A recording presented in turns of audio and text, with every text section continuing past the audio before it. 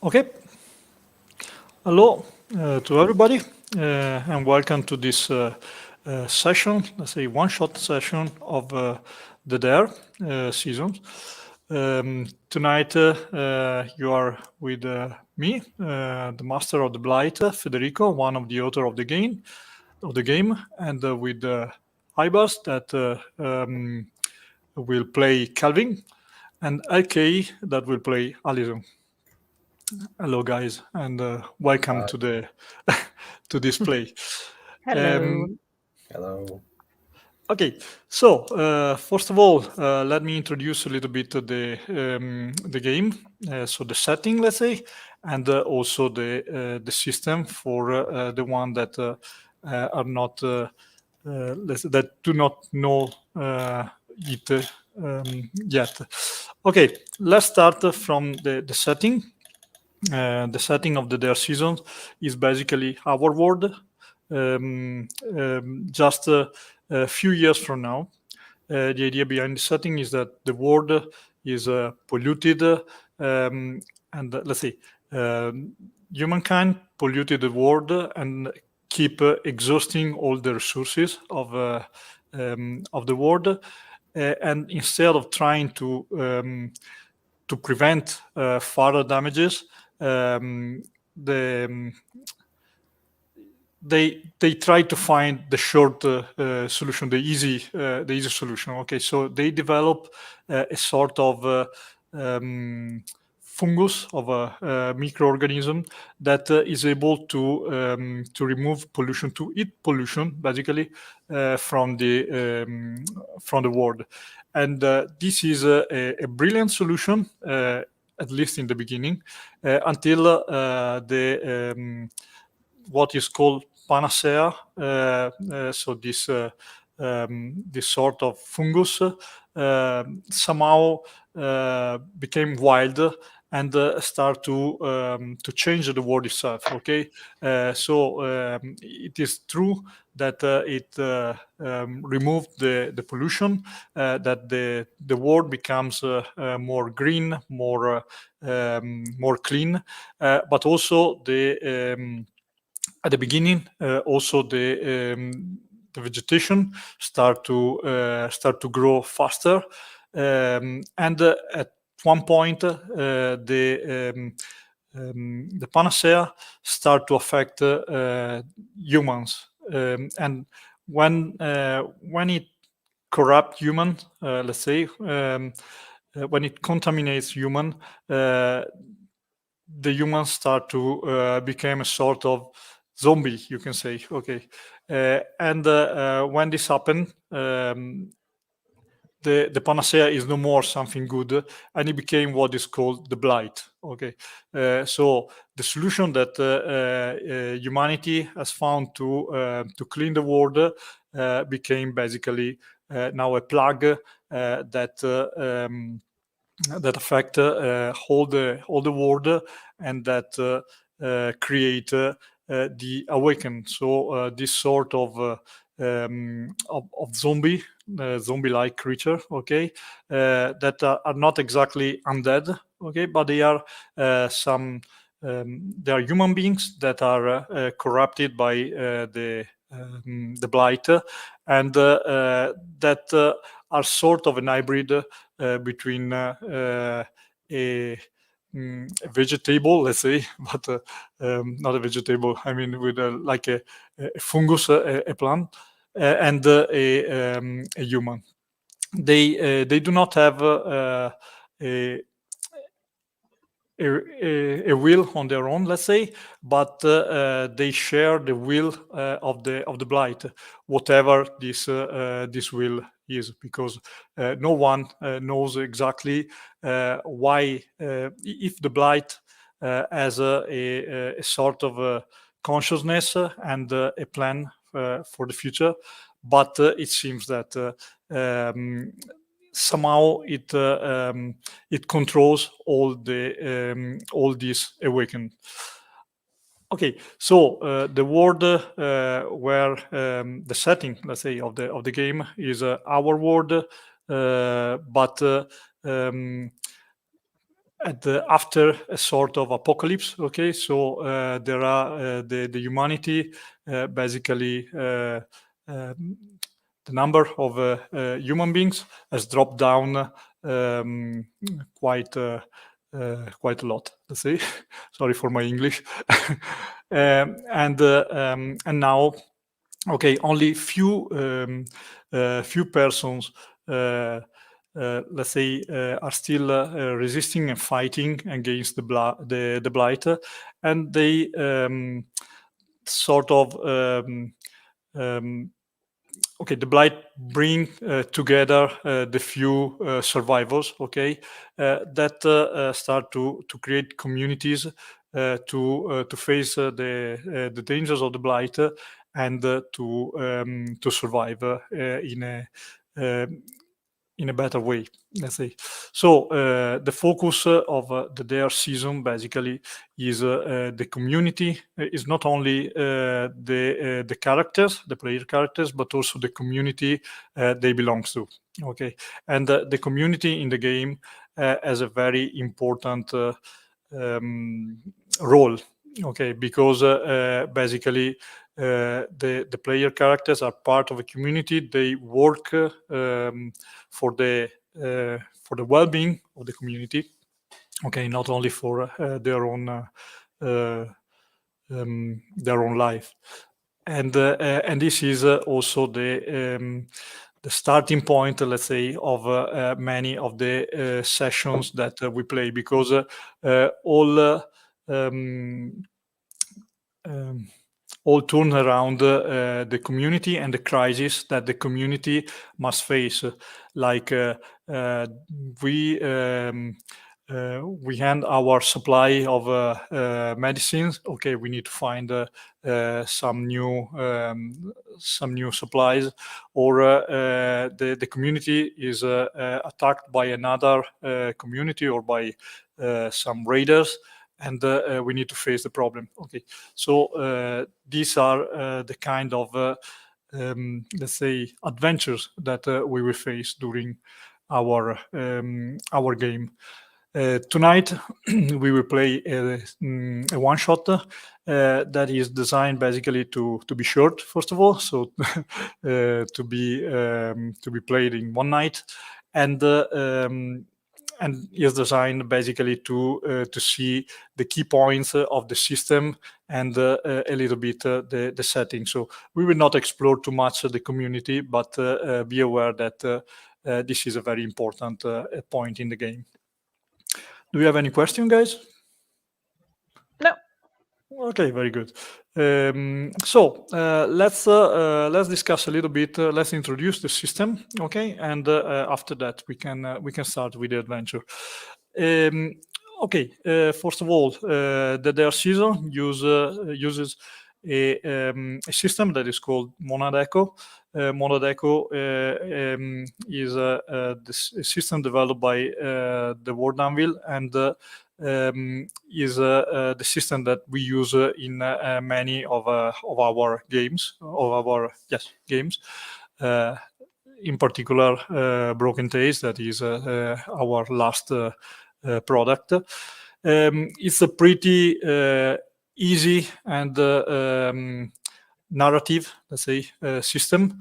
So the focus of the system is to be faster and to let's say, to avoid that the player lose too much time in looking at statistics or at mechanics. Okay, so it's designed to be fast. Basically, each character is described by 4 descriptors, and we will see a little bit better what is a descriptor later.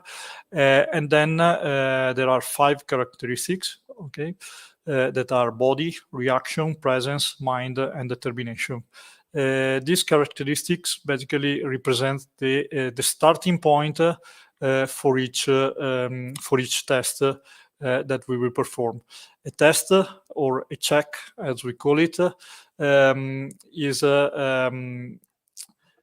basically when when an action is something that we do when an action does not have an automatic success. Okay, so if there is the probability that something can go wrong, we make a check, a position check, when we try to do something. So if we want to, let's say, to do something against an opposition, like if we want to hit someone, for instance, or we want to convince someone that we are right, and things like that. And it's a defense check when instead it is the master of the blight that try to do something to the characters, okay? Or if the word affect the characters and the characters try to avoid it, let's say, it is a defense check. So, for instance, if I attack you, you must make a defense check. If you try to attack a non-player character, an NPC, you're making a position check. So how do we do this check? Basically, the check has an opposition. Okay, so a value, a target number, let's say, and we start looking at we start deciding, first of all, describing what we want to do. For instance, if you need to, let's make it very quickly. You are running away from an enemy, okay, and you're running away, but the floor is wet. Okay, so you can fall. In this case, I will ask you to make a defense check, because it may be interesting to see what happens if you slip and you fall. Okay, and this is, for instance, a danger. I will say to you, okay, you need to. The floor can be tricky, let's say, so you need to make a defense check if you want to avoid to fall. You describe what you do, okay, how you run, if you take any precautions and so on. We decide, I decide what is the best attribute to start. For instance, in this case, the best attribute would be probably reaction, okay, because you're running on a dangerous floor, and at this point you check, you see the value of your value of reaction, okay, and that's your starting number of success, let's say, okay. We need to collect as many success as the opposition level.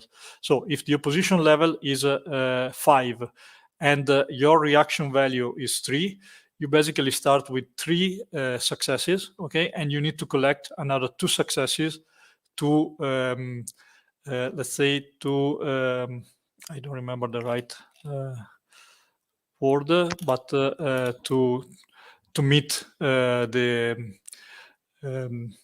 to meet the target number, okay, the opposition level. How can you obtain the 2 missing successes?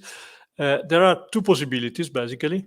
The first possibility is to roll a number of dice equal to the difference, okay, to the points that we need. So we need 2 success in this case, at least 2 successes.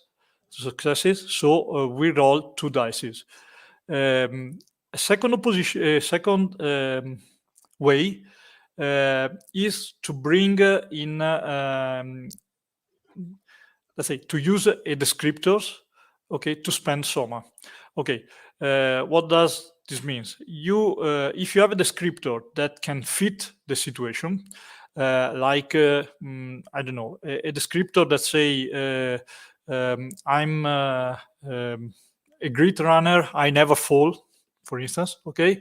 In that case, you can say, okay, I have this descriptor that fit what we are doing now, okay, and you can use soma.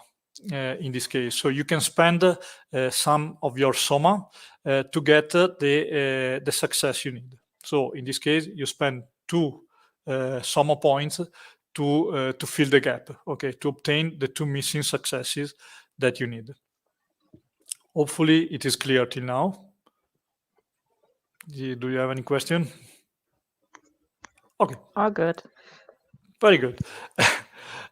This was a difficult part, basically. Okay. The second thing that you need to know is that there are 3 levels of what is the? Let me check. Successes.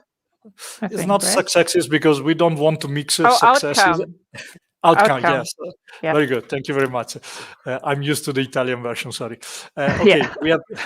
we have 3 different type of outcome. Okay. We have the outcome at a cost that is achieved when you obtain as many success as the opposition level. Okay, then you have a full outcome. Let's say if your successes are equal to the OL, the opposition level +1, and you have a success with an increment if the number of successes is equal to OL +2. Okay, so this means that if to avoid to fall, we have an opposition level of 5. If we collect 5 successes, we succeed in the test. Okay, but at a cost. So something we will do the action, but something will be not totally okay. If we obtain 5 + 1, so 6, we will succeed completely, let's say. If we obtain 5 + 2, so 7, something good will come as an extra to the action. Okay, so we may collect some information while we do the action, some extra information. We may discover something like a weak point in our enemy, and so on. Okay, this was the worst part, let's say. Only 2 other things. Each character has some gifts, okay, connected to the descriptors, and these gifts are basically some special abilities, let's say, that you can use to obtain something that is related, let's say, to what is your specialization. For instance, a doctor or a surgeon can heal a person, and so on. So they are sort of special resources or special knowledge and talents that you have. And the wands are what you they are not a hit point, let's say. They are something more complex, but they are basically what you lose, okay, when something bad happens. The important thing is that when you take a wand, the injury, let's say, has always a name, let's say. Okay, so if you take a wand, it may be I don't know, a cut in your arm, and you will write down cut in right arm, and that will affect the story. Okay, so if you have the wand cut on the right arm, basically you may have some difficulties using the right arm when it comes to lifting object or aiming at a target with the right arm, and so on. Okay, you have 3 wands basically. Remember that wands can be physical, but can be also mental, let's say. So you may be stressed by the situation, and that is a wand. You may be tired, exhausted, for instance. And remember also that let's say losing all the wands does not mean that you are dead, automatically dead. Okay, it just means that you go out of the game, let's say, of the scene. So maybe you're exhausted and you need to rest before you can do something else. Okay, or you are too scared, sorry, to do something more. Okay, I think that I described all the things that are required to play. Actually, there is one last thing: the dice. There are three kind of dice. We have the standard dice, the advantage dice, and the drawback dice. Okay, standard dice is a success if you roll from 2 to 6, but if you roll just at least one, all the action is a failure. Okay. With the advantage dice, you let's say that you cannot fail because the one is not a failure. Basically, it's just a neutral result. But this may lead to a failure in the action if you don't meet the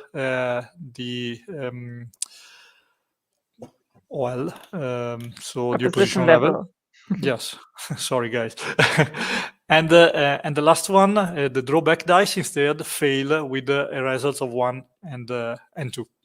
Okay, but we will see this as soon as we start the game. Okay, so let's start with the game then. Okay, our story start in a night, during a night, let's say a cold night, full of star. Your community is broken. Let's say a violent conflict with a rival community, and has left you wounded, divided, and homeless. Basically, you have with you only an hand cart, a cart pulled by hand, and a few companions with you, no more than 12 people, 12 persons, most of whom are too weak or too frightened to face the challenges that lie ahead the road. Your only chance to survive, and the reason that pushed you down the road, is to find a safe place to start a new life. As I said, it is night, and you are walking along a road that run through a forest. Okay, the vegetation is surrounding you from both sides, the left and right side, and you see the road going on and on. The sky is, as I said, is full of star, and there are no other lights except for the moon and the star. No artificial lights, let's say. There is no sound also, except for the sound of the wind that blow through the leaves of the trees that surround you, and the sound of the wheels of the hand cart that is moving behind you. You are proceeding on a way, on a road that is empty and totally, let's say, unknown to you. A road that you have never seen before.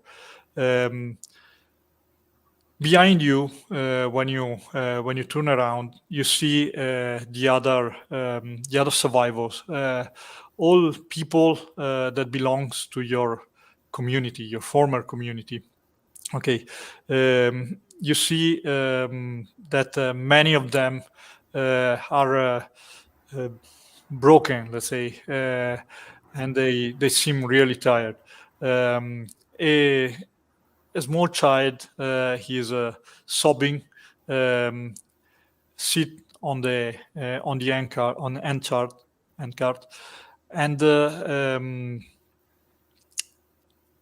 okay, and at the end of the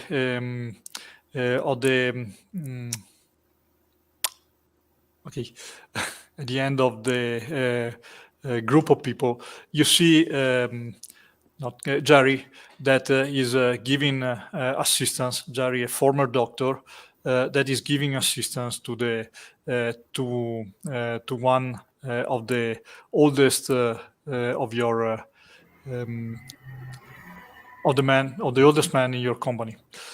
You are keeping moving when you see Dora that comes to you, Calvin, and say, guys, the others cannot proceed any longer. We should stop as soon as possible. It's night and people's is tired, so we cannot go on anymore. Please find a place to stay and to spend the night. Okay. Well, we are. Yes. Can I ask a question? Yes, of course. So this road that we have been walking on, it's completely new to us, right?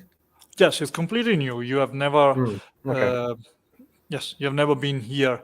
Basically, you are on a run from your former community, your former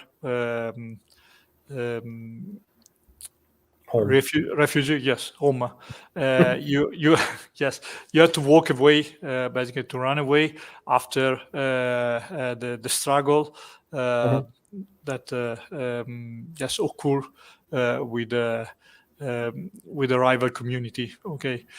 And some of your former let's say comrades sort of betrayed you, okay, and decided to take the side of your rival, and you're basically on a run in this moment, and there is no way for you to go back and fight for what was once your.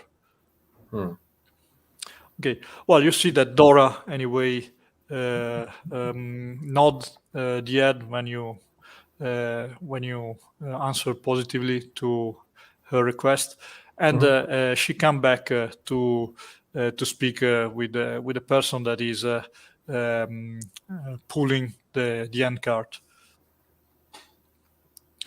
You, by the way, are among the most, let's say, motivated and determined person in the community.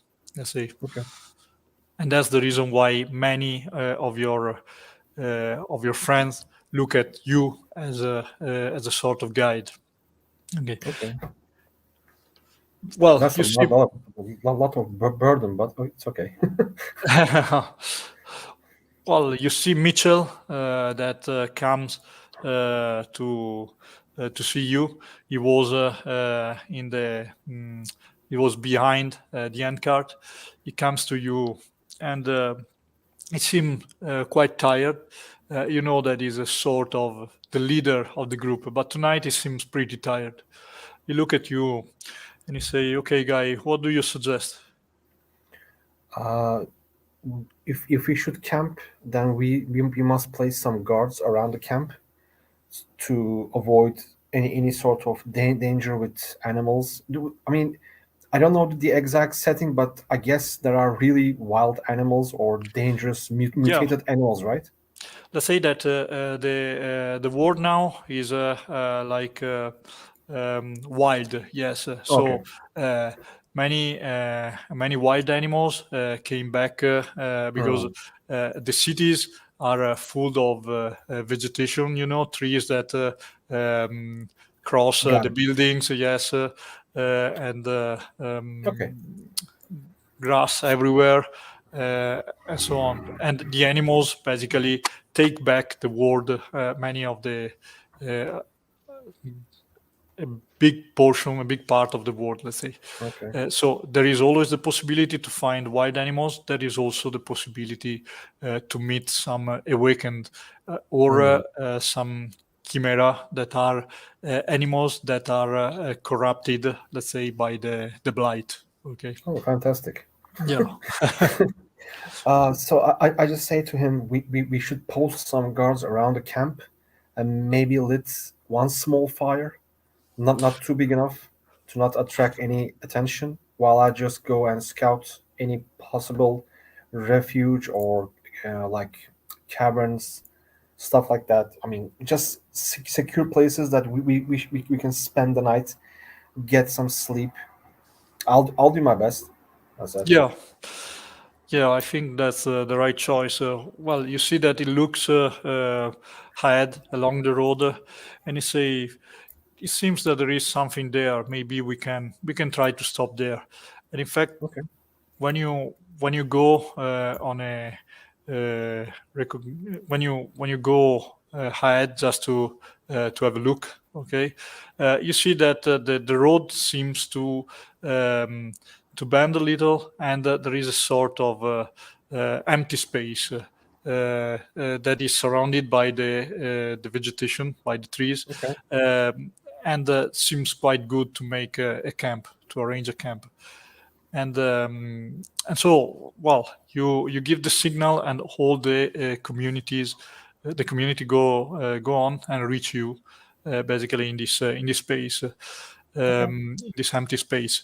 Well, you start to prepare the camp, I think, to arrange the fire, and you see that all the many of the people in the community, in the group, start to, let's say, fall on the ground, okay, very tired. So the burden of preparing everything seems to fall on you guys. Can I place some traps around the camp just as a diameter, like an expanding diameter, not to damage or trap any animal, but to just inform me if something comes? Like I don't know, like small snare with a branch that if anyone passes through, the branch will Yeah. snap off and give me the sound that someone is coming. Yeah, Actually, absolutely. Kelvin, maybe I'm gonna like do some rounds around here and make sure Sure. nothing. I mean, it's still dark, so who knows? I Yeah. don't want to camp near Sure. any I got it. eating Okay, place so of a chimera or something. yeah, so you, Alison, take you, let's say, you move around to see if there are dangers, if I understand well, while Kelvin prepares some traps or some warning traps. Okay. Mhm. Okay. Just let me know where you place them so I don't set them up. Okay, sure. Here. Well, yes, you, Alison, start to move along the, let's say, starting from the margin of the area where you decided to stop, and then moves a little bit in the forest to see if there is anything, let's say, dangerous lurking in the shadows, in the dark. But you see that nothing seems to. I mean, the forest seems quiet. Okay, you don't even see signals that the blight is present. Let's say in the area, the blight is normally. You can see the blight as a strange things, strange vegetation. Normally the red color is connected to blight. Okay, so there are these crimson forest, okay, that are basically a mark of the blight, okay, of a big corruption, okay, in the area from the blight. But here it seems that the blight is not so strong, Okay, and so the forest is pretty normal, and you don't even see any sign of a Wiccan or a Chimera. You're pretty sure that there are animals, but small ones, maybe rabbits, maybe squirrels, something like that.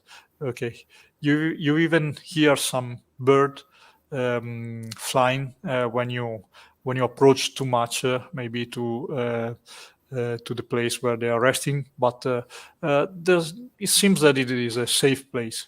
And about the place where you stop, it seems that it is a sort of round. Okay, it's covered now by leaves and by grass, but probably it was a round. And you see a couple of roads that are departing from from this round.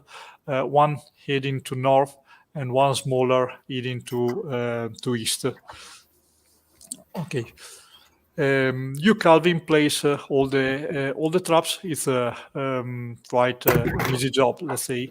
In the meanwhile, you can see Mitchell that turn on the fire and try to reassure all the people. Okay, while Jerry is moving around and giving assistance to the other persons, to the weak one at least. Sure. Well, it's the job of half an hour, yours, and let's say that you find yourself in front of the fire, of the campfire. Most of your friends, let's say, or the person in the community start to sleep, while you see Jerry, that is Mitchell, that is reach you, and also Jerry, that sit down at the opposite side with respect of Mitchell. You notice the two look one each other just for a quick moment. Then you see Mitchell that turns to you and say, "Okay, guys, what do you think? We cannot go on like this for long." You see that he looks at the other. It seems that we need to find a place as soon as possible. I mean, we always did this kind of co-leadership before. I'm if you can keep an eye out here, maybe me and I don't know, maybe you, Calvin, can go a bit further and find anything secure that will be keeping us safe for a little bit longer. Yeah, I guess I can do that, but well, I don't know. I mean, we can go on and on to safe place to safe place, but eventually we have to find some decent spot to establish something permanent, or at least semi-permanent. What happens if I die out there? I mean, Yeah, that's true. But okay, I think that scouting may be a good decision. While he looks at the forest, we don't know where we are. We don't know where we are going at the moment. So, well, a way is good as another one. A road is good Okay. as any other one. But okay, it looks also at the end card where a couple of person are seated, and also Jerry look at them, and you see that you say we need to find also some food. We don't have so much now, and in fact, you are going on with what you can catch from the forest, or what you can collect. Let's say, like vegetables, seeds, and so on. Maybe tomorrow. Sorry. No, tell me. I can. I mean, if I mean, sure, I will go ahead and scout, and I can probably hunt something. But I don't know if I can hunt for all of us. It's 12 people. It needs a lot of food, man. You're right. No, Maybe we should ration some of the goods. I don't know, women and children first, or women and elderly first. I don't know. I cannot make this decision, but if it comes to that, we should make some rules. well, you see, you hear a voice behind you that say, or maybe we should just we should just leave someone behind. Well, when you turn, you see Rebecca that is staring at you. She is just she has her back on a tree, and she is looking at your group close to the fire, to the campfire. Well, you see that she. Sorry, Elio. Go on. I mean, if we're gonna leave someone behind, I'm pretty sure we know exactly where to start, don't we, Rebecca? Of course, we will start from the weak. No, we start with you. Well, you see Rebecca that is moving closer to the fire and looking at you, and she say, "You are weak, Alison, as usual." Well, you see that she turns toward Mitchell, and she say, "I'm pretty sure that you understand, Mitchell. You are a man that can take an hard decision if it is necessary." Well, you, Alison, see Mitchell that is clearly considering the offer, the suggestion, let's say. Then he looks at you just for a short moment, and he say, "Okay, we are not at that point yet. Okay. Probably we will need to do it sooner or later, but as a last choice, not before." I say, you know what? I guess I better leave to scout, because I'm looking at my character and I'm seeing that he's not a very social guy, and he's basically loves everyone around, so he cannot say anything bad to anyone. he's literally the man in the middle. So probably my best action to leave. The wisest action is to not do anything socially. Well, I actually, don't know. you feel pretty uncomfortable Yeah. with this situation, and you see that there is a tension and a struggle. Exactly. You know also that there is being you quite a good friend to Mitchell, but also with Alison, let's say, you know that there is something between them. Okay, that there was something, and that there is still. Yeah, that's there over. was something. That's over, but there is still something, at least from one side. And so, yes, you feel pretty uncomfortable, and so you lift up, and you start to move toward the forest. While Can I ask you something? Yes. Can I just say, basically, it's a question about the system. Can I, or should I roll to see if it's dangerous? Well, if the chimera, or let's say the blight, is much more dangerous at night or in the morning?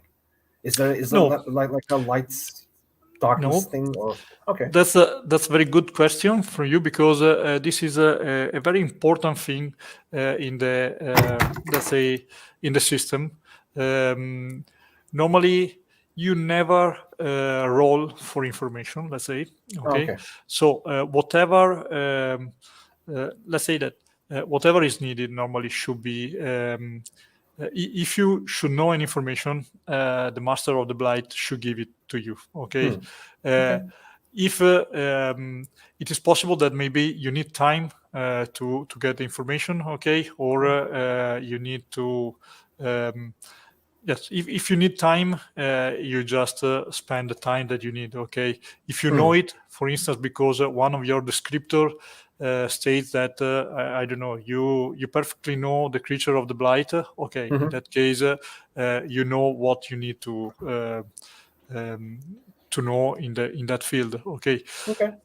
If you don't know the information, but there is a way you can get it, okay, I should just tell you, okay, you don't know anything, but you know that there is a man Okay. in the other community that can know this. Okay, Okay, so okay. I got it. in Monodeco, we don't want to stop or to prevent people from doing things just because they missed the information or they had a bad check, let's say, a bad Okay, roll. Got it. So basically, yes, you know what everyone knows, okay, in this world, and it is that the blight is less dangerous during night. It's not. Okay. Yes, it's not that more than the blight. Let's say the awakened are less dangerous because, like a plant, sorry, not a plant, yes, like a vegetal body. Let's say they need the sun, let's say, or they are more active during the day when there is the sun. Okay, during night normally the awaken tend to stay still. Okay, in many occasions they stop and they seems to grow some roots. Okay, that connect them to the ground sometimes, if they are taking nutriments, okay, food, energy from the ground. This does not mean that they cannot do anything, okay, but normally they are less dangerous, less active, and also their perception is let's say it's bad. Is bad. Yes, they do not pay attention to human beings. Okay, at night, unless you go there or you make a lot of noise and or you touch them and so on. Sure. Got it. Okay. Then I turn to anyone in the group, including Ellison, and say, if anyone wants to, come with me, I will be really, really happy, just to protect my back. I just give Mitchell a look, and then I look back at Rebecca, and just look at you, Kelvin, and be like, "Yeah, I think I could use some fresh air." Okay, sounds nice. Thanks. Well, you see Rebecca that look at you with a sort of let's say with a look as if he's trying to well, I can get the word to invite you to a fight, let's say, okay, but you just turn away, and why you see that she starts to speak with Mitchell in a very loud voice. No, sorry, not loud, very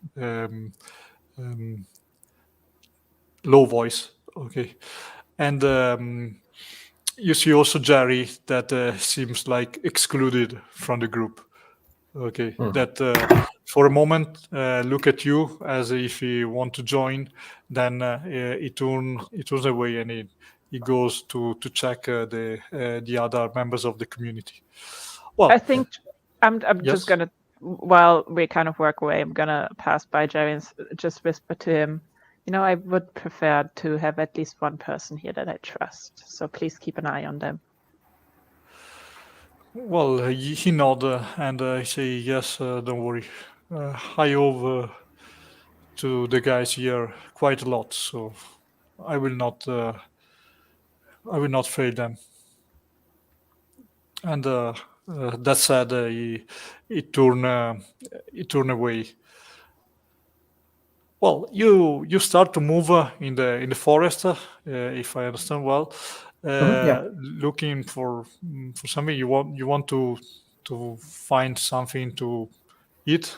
If I understand first, well. I guess I try to find some animal tracks that I can hunt, like rabbits, Yeah. like I don't know, anything like small, the deer, pigs. I don't know, Yeah. squirrel. Even squirrels, I'm okay. And also my second, I'm gonna say, objective is to find a better location, like serious location, not just an opening in the forest, but maybe some caverns, Yeah. maybe like I'm gonna say old buildings. I don't know, small buildings left over, you know, um, stuff like that. Okay, let me check your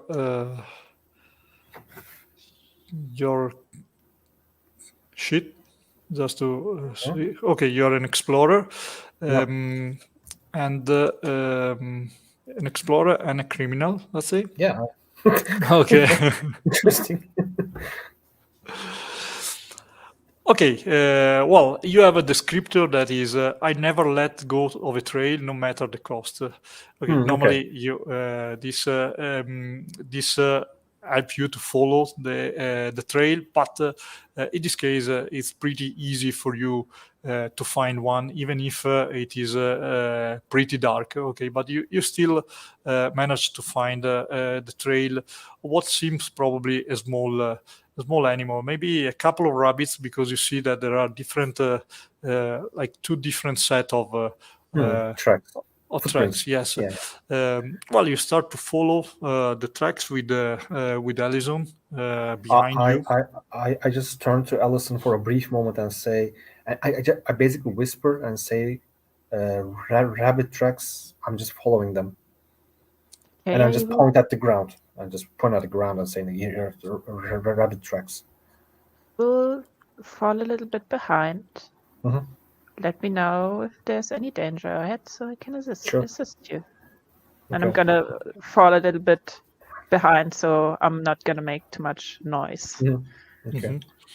Well, you follow Calvin, and together, well, you reach what seems a small river, not a river, just a very um, yes, A stream, a a small stream, stream. yes, a small stream of water. And in fact, you find, you see a couple of rabbits that are drinking, let's say, the water. They seem totally unaware of your presence. And it's pretty easy for you to catch them, because you have also another descriptor that there is nothing I can catch with my bow, Oh. nor prey that escapes my trap. So you just embrace your bow, Yeah. and with Before two rap. shooting, Okay. before basically firing the bow, can I just ask you if there's any other predator that also watches the rabbits that I don't know? Maybe I don't know. Basically I'm afraid if there's a predator, an Yeah. apex predator like a tiger, wolf, wild Okay. boar, and if I shoot him, maybe wild boar attacks me. I don't want that. Yeah, you can reveal your position there. No. Yeah. Well, you start to let's say you start to pull your bow, then you stop Mhm. and you look around, and there is actually nothing. Okay. It seems that there is nothing, but when you turn behind you, and you see basically through Allison, let's say, you see that behind you see something, a shimmering figure that seems to look at you. So this is like a sort of white figure standing maybe 15 meters from you, among Okay. the woods, among the trees. And well, you froze with the bow in your hand, Of course. because yes, because of this thing, because it seems quite like a ghost, because there is just a pale light from the moon that seems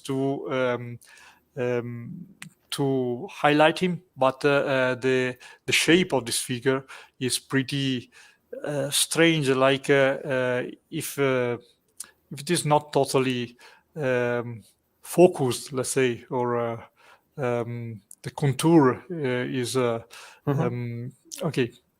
Yeah. Sorry. Okay. Well, you froze while you're looking at this, and you, Alison, noticed this one because basically Calvin is looking not at you, but is looking toward your direction, but to something behind your shoulder. I'm just gonna slowly turn around. Well, when you turn around, you see you also see this figure with blur contours that seems like a human being. Okay, and exactly when you turn around and you look at it, you see this figure that raise a sort of hand, the arm, and it seems to point to a direction. Okay, that Calvin is south. I mean, you're pretty sure, but you see that this figure pointing to the direction, and then for a moment, a cloud. Let's say close, prevent the moon, the light of the moon from highlighting the figure. And when the moon shine again, let's say the light shine again, there is nothing else. The figure is gone. What the fuck? I'm gonna go where the person things stand and just look around if I see Yes, like any tracks, anything. Yeah. Okay. Basically, you reach the point where you're sure you saw this figure, and when you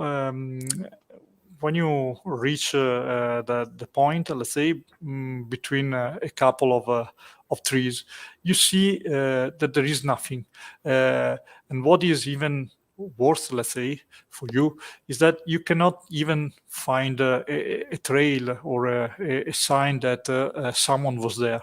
But there is one thing: there is a huge flower exactly where you saw the figure.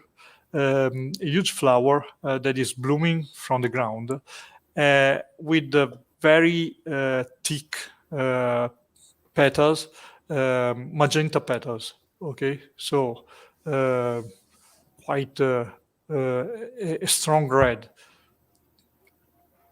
and it's a flower that you have never seen before, but for sure something that recall you the blight. Then you saw that too, right? Right? Yeah, exactly.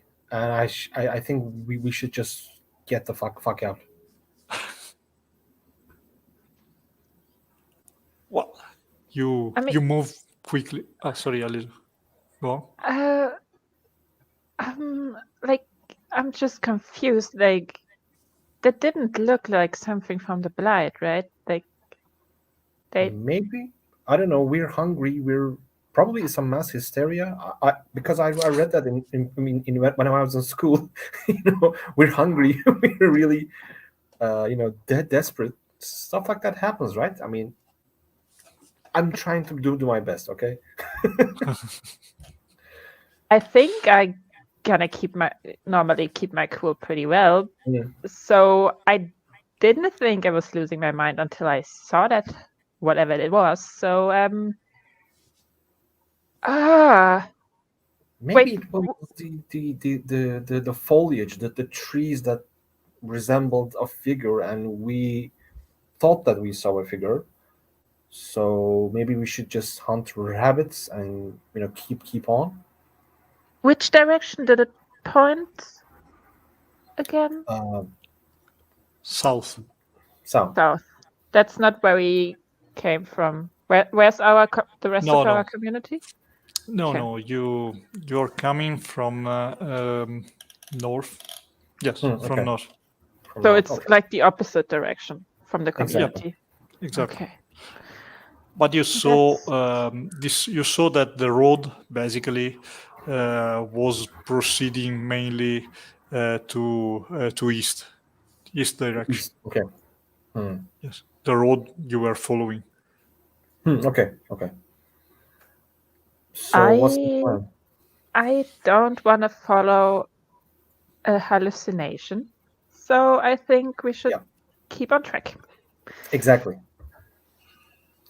So I just gonna shoot some rabbits, man. Well, Yeah, you turn around. Sorry, Aliza, go on. no, that might do it. You know, we're like you said, we're probably just hungry. Well, when you turn around, you see that the rabbits are still there, but you see that they seems to have noticed something. Maybe they heard you, because you see that they are paying attention to the surrounding. Anyway, you are pretty quick, and you catch them without too many problems. Or at least the first one is an easy catch. The second one, try to run, but you manage to take it, and also to get back your arrow, let's say. And together you go back to the community, where you see that Rebecca and Mitchell are not talking anymore, but they're just staring at the fire camp. Okay. And well, Mitchell, look at you. That seems a little bit pale, okay, and and you see that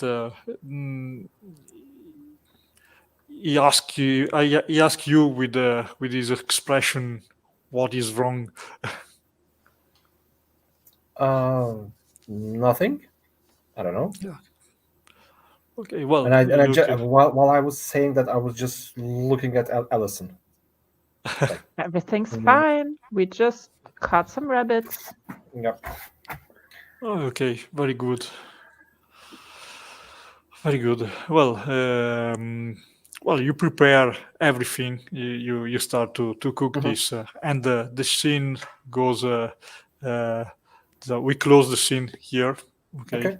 And we open the new one the next morning. One thing, sorry, just to introduce the system. As you see, you didn't made a check to catch the rabbits, because basically we normally do a check only if it is interesting to do it. Okay, so if there is no let's say no drawback in failing the test, okay, it's not particularly interesting just to make it, you know. So in this case, okay, that's the reason why you didn't you succeed automatically. Further, your descriptor was perfect for the situation. Okay, Exactly. so it would be different maybe if none of you had the skill, let's say, to hunt, and if it was very important to get to catch that animals, because otherwise there would have been consequences for the party or for the community. Okay. Well, the day after you wake up, you are start to get used to sleep on a cold and hard surface, but it's never that easy. And in fact, your muscles are aching basically, and you feel quite cold. You see that the camp is already moving, and they are preparing some food, whatever they have. Okay, whatever they still have. You see that the couple of rabbits that you catch last night are already in making that are already on the fire, let's say, and they are preparing the food. And in fact, they give you some soup, okay, made with the rabbit meat. Okay. As soon as you finish, you see Mitchell approaching, and he looks at both of you. He puts an hand on your shoulder, Calvi, and he says, "Okay, so are you going to scout the area, or are we going to scout the area?" Yeah, sure. I can do it. Just give me 5 minutes to prepare. Yeah. Okay. Well, he looks around, and then I say, "Bring Becca with you." Okay, I will stay with the guys here. Bring who with me? Sorry. Rebecca, sorry. Okay. Okay. Yeah. Come on. Sure. Well, he Yeah. look at you, Alison. Do you prefer that I come instead? Wow. What a choice. Well, you see that he looks at you, and but he does not speak. Whatever you decide. Oh, great leader. Okay, I will join you. No problem. Well, he turns to Rebecca. Rebecca, stay here with the others and keep them safe. Well, you see that Rebecca looks a little bit disappointed, as if she wanted uh, to come, maybe not because of you, but just to move. Just if she could not, uh, let's say, bear to stay with the weak uh, and the other guys, okay. But she nodded when Mitchell asked her to stay, and she sit down again. Well, Mitchell look at you and say, "Okay, guys, we have. It seems that we have some choices here." He looks at the place where you are, and in fact, as you saw yesterday night, Alison, it is a sort of round, okay, where there are three roads actually. The main roads, the one that is clearly visible, let's say, moves on the east direction, okay. But there is also, it seems that there is also another way that moves to the south. On the west direction, you see that there is a sort the side of a mountain, basically. So that's the reason also why the road, let's say, moves on the east side. Let's see. So let's say on the south you have a forest, basically. The road moves within a forest. On the west direction you have this mountain slope, and on east direction you see the road that proceed toward a hilly area, an area with hills, okay. And the road seems more let's say easy to follow, maybe. Well, Mitchell, look at you. Say, what do you suggest, guys? Calvin, you are an expert when it comes to explore and scouting. Well, what do you think is the best direction to follow? I guess the main party, the majority should head south, while I should go take a look at east. Well, you see that And I'll catch up with you Mitchell, guys later. Mitchell look at south and say, within the forest. Why within the forest? And why you don't scout the forest then? I mean, Oh, sorry, I completely misunderstand. Sorry. I say, okay.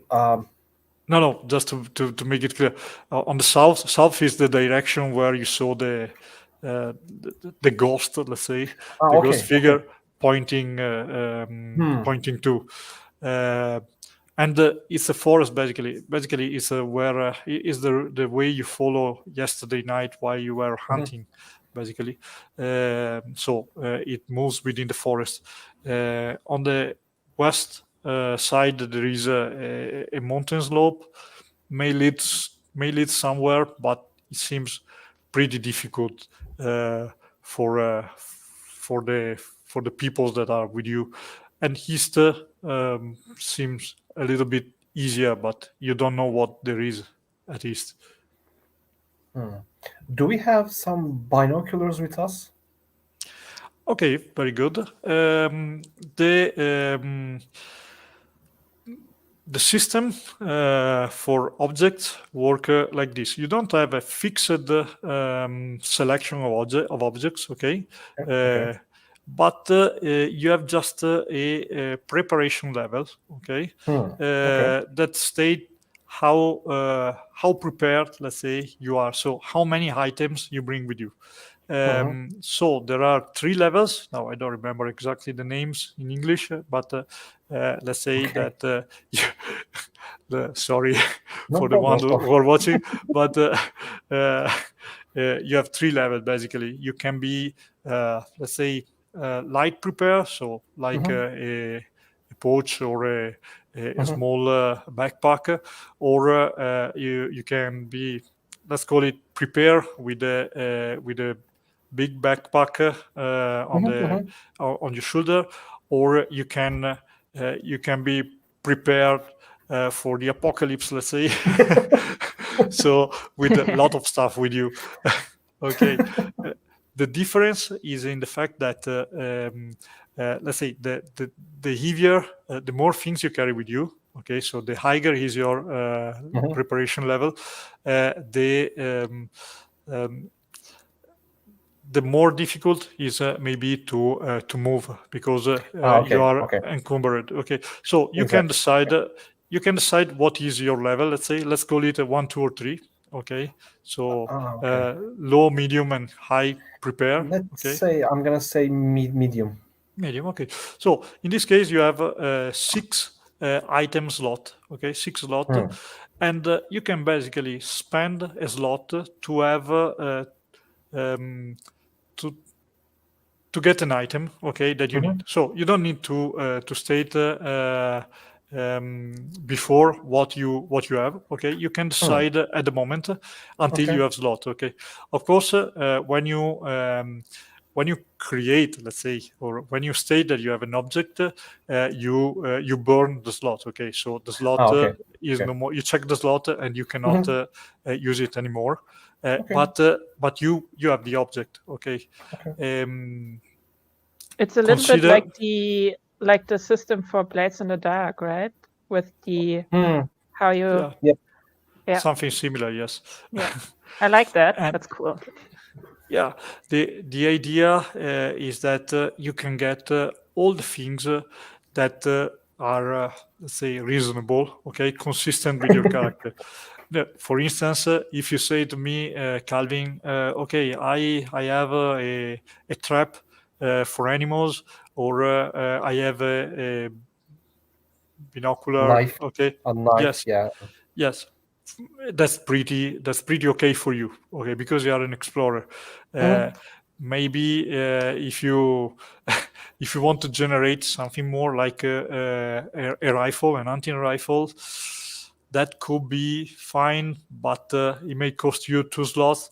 And it may even be possible that it's not really what the community in this moment can afford. I mean, you can get all the things that are consistent with your characters, your descriptor, or the community descriptor. Okay. So if the community is a community of soldiers, for instance, it will not a problem to generate a rocket launcher, a rifle, yes, a weapon, but or a grenade, for instance. But if you are a community of EP, let's say, it will be. But I will probably say no. as a master of the blight. Okay, so you can't have this, but you have a binocular. Okay. Or Then I whatever just it is. then I just humbly suggest that maybe I should climb the hills and get to the highest point that I can reach and check with my binoculars to see if there's any possible way of like Yeah. a better plan, because we're at the ground level and we're just going through forest hoping to find someone, Yeah. to find something. But if we move up, it will be much more advantageous to our position. Okay. That's my humble Yes. suggestion. You can move it. You can move. It's not a problem. So you decide to scout the east direction basically because the hilly area is on the east. Yeah. And it's also a good choice. You reach let's say you reach the first hills quite easily. As you saw, the forest is mainly on the south direction. Okay, so you're moving not in an empty space, but you see that the road follow quite it's pretty visible, let's say. And you see also after a while you see also some sign of stating that it seems that there is a town not so far. You cannot see how far because the miles, the kilometers are let's say the sign is not well kept. Let's say it's ruined by the time, but you are pretty sure that there is a town not so far. Okay, can I see some smokes coming from the town, like chimneys or yeah? When you fire, when you or... when you reach the Eigesteel in the area, you see also with the lenses, you see that there is it seems that behind the ears, okay, there is an extensive urban area. It seems that there is a small town, okay, with a large industrial complex, let's say, outside. Okay, so probably an industrial complex with the town, let's say, with the living quarters. Let's go like this, okay? Okay. For Sure, the people that were working there, and you cannot see any sign of human presence. So you don't see smoke or other sign that that there may be humans around. But okay, you're still quite far. Okay, you see that they are probably 20 kilometers, or not 20, it's too much. Maybe He's a lot, man. Yes, 10 kilometers from here, but you are from an elevated position, and you can and the road is clear, so you can see the town even from a distance, let's say. Okay, then I just run back and tell my exploration to Mitchell and Allison. Are you together, guys? Yeah. Calvin and Allison? I mean, probably it depends how dense the forest is. Since I'm still like pushing my bike with me, since I always have it with me. But yeah, depending how dense the forest is, like going like up to the hill. Maybe we waited like at the bottom of the hill for you to just check. Well, then I just run back, and maybe with this stick I drew a map on the ground saying we're here. There's a town there, some industrial complex, blah, blah, blah, all that stuff. But the main thing, I don't see any human presence, like physically. I didn't see anybody. Well, when you are going down of the hill, before you can draw the map and let's say you can speak and contact Allison. Well, you're still on top of the hill. Okay, you're running down. And Allison is waiting for you. You see, with her bike on the side. Sorry. When you see something moving from, let's say, from the woods that is not so far. And while you are moving down, you see three figures that are coming out of this wood. They are moving.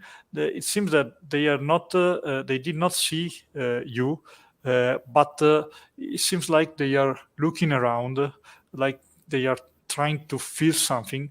And when you look well at them, you clearly see that they are some awakened. They are some walkers, basically. You call that walkers because they are humans corrupted by blight. Okay, and you realize that they are not so different from normal from living human being. Okay, with the only exception, they do not even move much different from them, but you clearly see the sign of the blight on them, because one in particular you see as a sort of big fungus or something that comes that grow on the side of his head and of the ear, and you see that they are clearly moving toward Ellison. You don't think that they spot Ellison, but they are moving in that direction as if they were just hunting somehow. Okay. Well, you are at maybe 50 meters from Ellison, and you can see her and she can see you. Okay. What do Then you then I just whistle to Ellison, like a warning sign. I just point towards the walkers, Okay. and I just continue to running towards her with my bow drawn. Okay. Well, you run toward Ellison.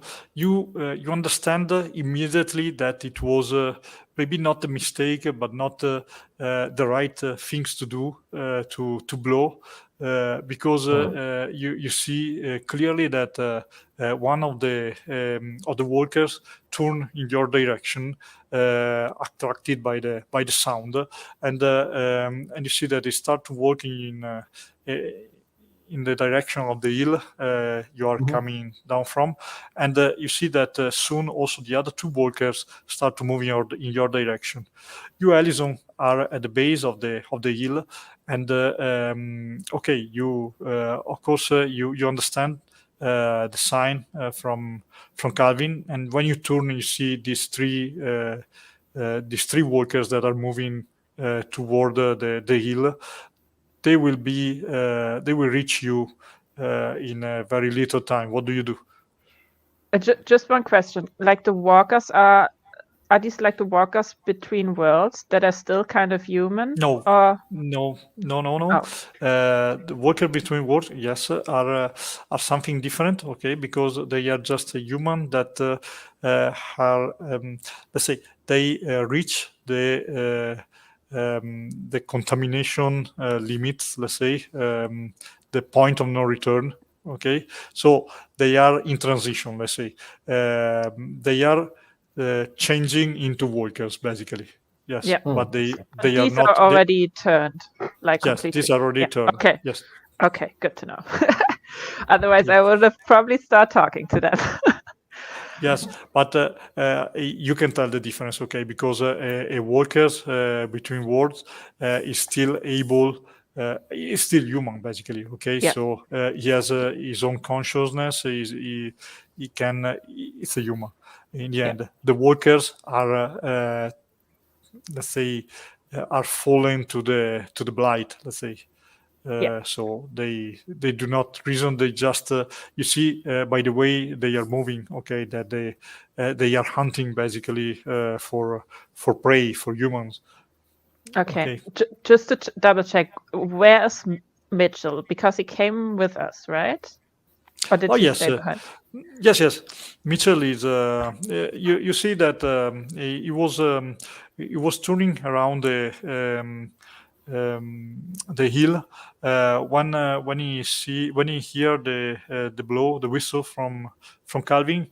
You see that it appears from behind the hill looking around, you see that he has a sort of axe in his hand, and he looks around. Then he spots the walkers, and you see that immediately you see the a protective, let's say, look in his eyes when you see that he moves toward your direction, probably to protect you. I'm gonna get on my bike and actually like drive in the direction of the walkers. And then okay, so I'm kind of trying to like circle around them and Okay. like kind of just like get them like on my track and kind of want them to like follow me on my bike. so Because I'm you- pretty you sure wa- I can outrun them basically. So I Okay. just want them to like follow me and leave Calvin and Mitchell like to the side. Okay, that's very a good idea. So basically, you want to try to divert the attention of the worker. Okay, so and to avoid the fight, basically. Okay, Yeah. that's fine. So you run with your bike toward the small group of workers and start to turn around them to attract their attention. This this is a good. We can run both.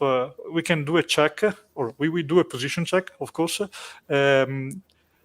Let's go with the reaction. Okay, this could have been also, if we want, a mind check eventually, because it's a plan. Okay, so you are basically trying to apply a plan to avoid the fight. But in this case, I think that reaction is more correct. Okay, because it's anyway a physical things, and you need to run your bike and to go as close as possible to the workers to annoy them. So let's make a position check. Okay, using dexterity. The opposition level is normally 4. Okay, but the workers have a gift. Okay, that is a horde that state that they are accustomed to hunt in groups. Okay, so basically, when they overcome the prey with numbers, and this is your case because it's 3 against 1, the target receive 1 disadvantage dice for all the action taken. So you have to make a check against opposition level 4 with 1 disadvantage dice. I have reaction 5, so You have reaction 5. Okay. Yeah. So basically, you already have, let's say, an outcome, a full outcome. Okay. Yeah. But the fact, so you can try to go for an higher level if you want. So to try to obtain also an increment. In any case, you must run a die. Okay, because the disadvantage die must always be Rolled. used. Let's Yeah. say. True. But Yes. so like technically I don't really have to use anything, right? Because I have to roll the die anyway, and it will, if Yes. it fails, it fails, and if it gives me a success, I will have 6, and then I have a outcome with an increment, right? Yes, basically yes, because Yeah. you need to run, you need to roll the disadvantage dice. So yes, either it is an increment success with overcome with the increment, or it's a fail. Okay. It's failure. Yeah. So Okay. I'm just gonna roll this 1 die and hope it's not a 1 or 2. Yes, Let's exactly. see.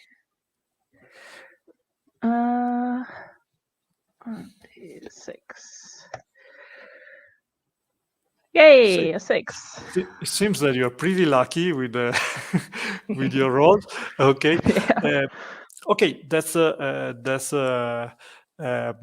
okay. You you get the attention of all the 3 workers, and you see that they start to be quite frenzied by the fact that you are running in circle around them.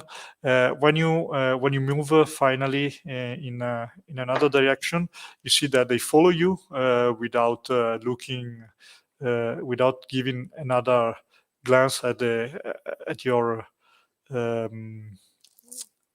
at Calvin and Mitchell, okay, and they follow you. It's pretty easy for you to move away, to disengage, let's say, after that, and it's also pretty quick because you have the increment, let's say, so you manage to get back. Let's say that they keep following your trail even after you turn and come back, okay, to the rest of the team of the party. So you manage to do, let's say, what you were planning to do. Perfect. I also would have gained for direction away from our community, so the opposite direction. Yeah. So I'm not leading them there. Yes, of course, but you obtain an increment, so basically you obtain also something more. So you basically send them in the opposite direction of the community, let's say, and also you manage to do it very quickly, let's say. Perfect. So you come back to Calvin and Mitchell, and you see Mitchell that he seems very worried about you, and he's sort of breath again, let's say, when breathe again when he see you, and you see that he seems also a little bit angry because you say, okay, we could have handled the situation together, Alison. You should not do things like this. I mean, it may be dangerous, Maybe you should put a little bit more trust in me, It's not that Maybe I don't trust you, Alison. Maybe things would have been gone differently if you just put more trust in me. Maybe the past would have looked different. Well, you see at you, you look at you, and it seems that you want to say something, but then you look for a moment to Calvin, at Calvin, and then you shut up and say, "Okay, let's go back now." Or, well, Calvin, have you seen something on top of that hill? Yeah, and basically, as I said, I draw the map very quickly, very briefly, and I tell them that there's an industrial complex there with some residency. Wait a I moment, see. I lost you for a Sorry, couple of seconds. Oh, is it okay? I can hear you. Okay. Maybe it's me. Maybe. Okay. I can Anything? hear both of you. Okay, good. Okay. Well, let's try to move on. I probably have Yeah. some problem with the network, but Oh It's okay. no. But can you still hear us? I guess we're okay now. Hello? Okay. Yeah. I can hear both of you. Oh no. Yeah. Can you hear me, Federico? Technology. wait a moment, guys.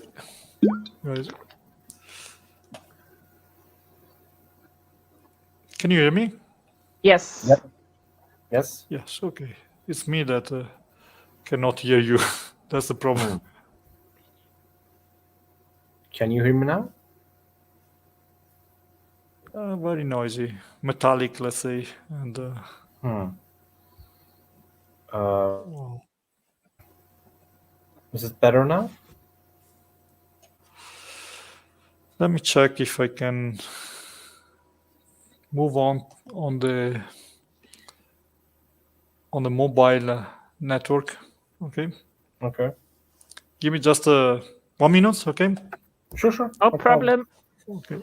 If you want to take a pause. Okay. Okay.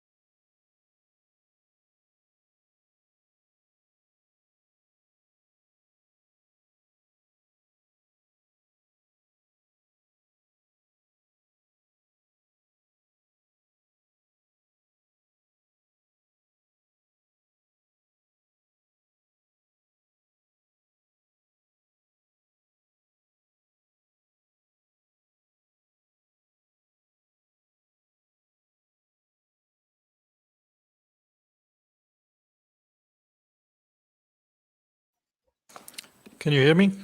Yes. Can you hear us? Okay, wait. Yep. My line is not better than before. Oh no.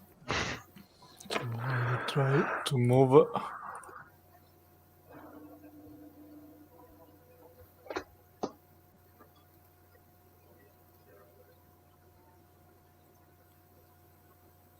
Okay. Can you hear me? Yep. Yeah. Hello. Okay. Now it's better. Okay, Okay. perfect. Perfect. Seems that mobile phone is winning on the on the line. Okay. So you Mitchell was asking you, Calvin, what did you see from the top of the hill? Well, I see two things. First, that there's a let's say a very a dilapidated house towards the east, if I'm not mistaken. And there's also a different place behind the hill, about 10 kilometers far away, with some industrial complex alongside with some residential area. There are some smokes coming, so probably, humans there, hopefully. I didn't see anyone outside, but I don't see any like dangerous creatures too. So my suggestion is to go towards the industrial sites. I mean, better situations than, I mean, it's better than to sleep outside. Far better, right? We should check if they are friendly, if they're humans there, Yeah, right? of course, of course. Before we bring all of the rest of our community. Yeah, but how can we prolong this? I mean, if they're hostile or if they're really bad people, how can we continue this situation? We have to stop somewhere eventually. Yeah, but if they shoot us on sight, I prefer if they just shoot a few of us compared to all of us. Well, If they're ready to negotiate, I think we can handle that. But some people are very careful, so once they see people approach, they will shoot. Worst case scenario, of course, but I would prefer to just have a few people talk to them first, and then see. Okay. I mean, offer if we can negotiate any treating with them or something, and yeah, I think that would probably be the smartest thing.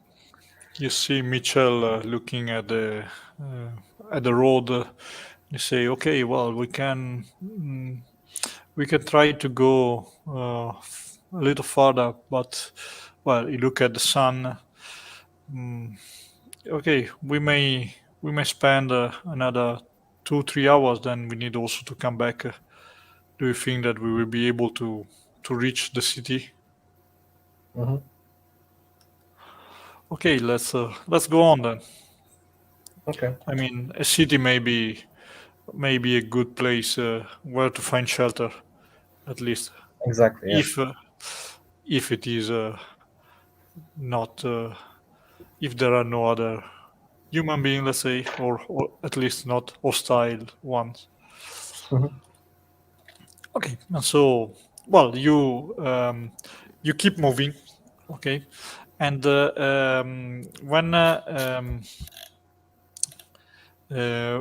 when you move east, let's say you reach almost. You're not yet in the town, let's say, but you're very close. Another small hill. Okay, just very close to the town, and let's say that it is far or close enough to have a better idea, a clearer idea of the situation. You see that a part of the town has been basically burned to the ground. Let's say probably there's been a fire in the past. It does not seem something, let's say, recent. Okay, so probably it was something that happened in the past, maybe during the days of the plague or the blight. Sorry, but anyway, many of the buildings are still intact and may offer shelter, let's say, to your community. You can see anyway also that there are some human figures walking down the streets, okay, but it's difficult for you to understand if they are survivors or awakened, because you cannot tell, let's say, from this distance uh, what they are. So you just see that among the buildings, in particular toward the industrial complex, let's say, in the direction of the industrial complex, there are human figures that are moving. Well, yes. Nope, go ahead. No, you see that Mitchell look again at the sun. Basically, you spend half a day, more than half a day, let's say, to reach this point, and you know that to come back, it would take probably the same time. So let's say that you will reach the community, the other, let's say, by night if you move now. So Mitchell turn towards you and say, okay, what do you suggest? What do you think, guys? I don't know. Well, he looks at the town. I mean, I can just have. You have visual, right? I can just circle a little bit closer and see if these are actually survivors or, awakened. Well, you see that Mitchell looks at you and immediately worried, and he says, so you want to go there with your bike and try to see if there are hostile maybe raiders, or if they are just awakened? Or, I mean, we can. If we don't come back by tonight, I mean, chances are we can just camp out, the three of us, for a night, I suppose. If it takes a little bit longer. Well, he looks again toward the direction where the community is, and he said, "Yes, we can stay here and we can investigate the town, but I'm a little bit. I fear that the others may be not safe, but." Well, it looks like he is not able to decide what to do, and that's strange for him. He must be really tired. Is everything all right, Mitchell? You seem more stressed than usual. Which, Well, all the other trust trust me, and they, yes, it's a big burden, the one that I carry. I must think about the safety of the community, of the other, not only to mine. Do you understand me? Well, he looks at you like if it means something else. You don't know, but you can't read him. Let's say. But at one time, let's say after this exchange, he looks at you, Calvin, and he says, "What do you think, Calvin? Should we go and explore the town?" Can I? I mean, do I see some vultures circling ahead? Some what? Sorry. Vultures, like Okay. Yes. Yes. wild birds circling Yes. above the town, like any recent dead or No, because it does okay. not. Or let's say, no, not No, not okay. that kind of animals. Let's say. Okay, okay. Okay. I guess it never hurts. Then I answer Mitchell. You I can see guess. some smoke anyway. Yes, coming Hmm. from the industrial part of the town, basically. I guess we should keep on searching. I mean, even if we cannot find some good place, maybe we can find some a hotel or something like that with beds that so that people actually can sleep in beds for a few hours Yeah. Okay. and like a small rest. And maybe we can find some canned foods or some stuff like that so we can eat. You know, maybe That's some fine. new clothing. That's fine. Let's go then. Well, it seems like speaking with you uh, help him to take his decision. But you know that you are pretty close Hmm. each other. Okay, so he trusts you, and he nods in your direction. You say, "Yes, let's see. Okay. This may be an opportunity for our community, but we cannot bring the others here if we are not sure that they will be safe." Okay, Yeah. and well, you start to move toward the urban center. The sun is still high, but maybe you have a couple of hours before he goes down, and you reach the surrounding, let's say, the extremities of the urban center, maybe 1 hour before the sunset.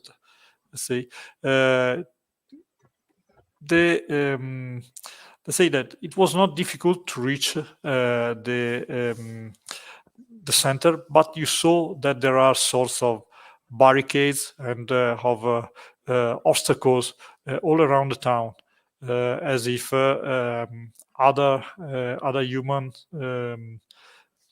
beings has prepared some defenses. Okay, but it does not seem that there are guards looking at the defenses anyway. Okay, so it's sort of strange, let's say.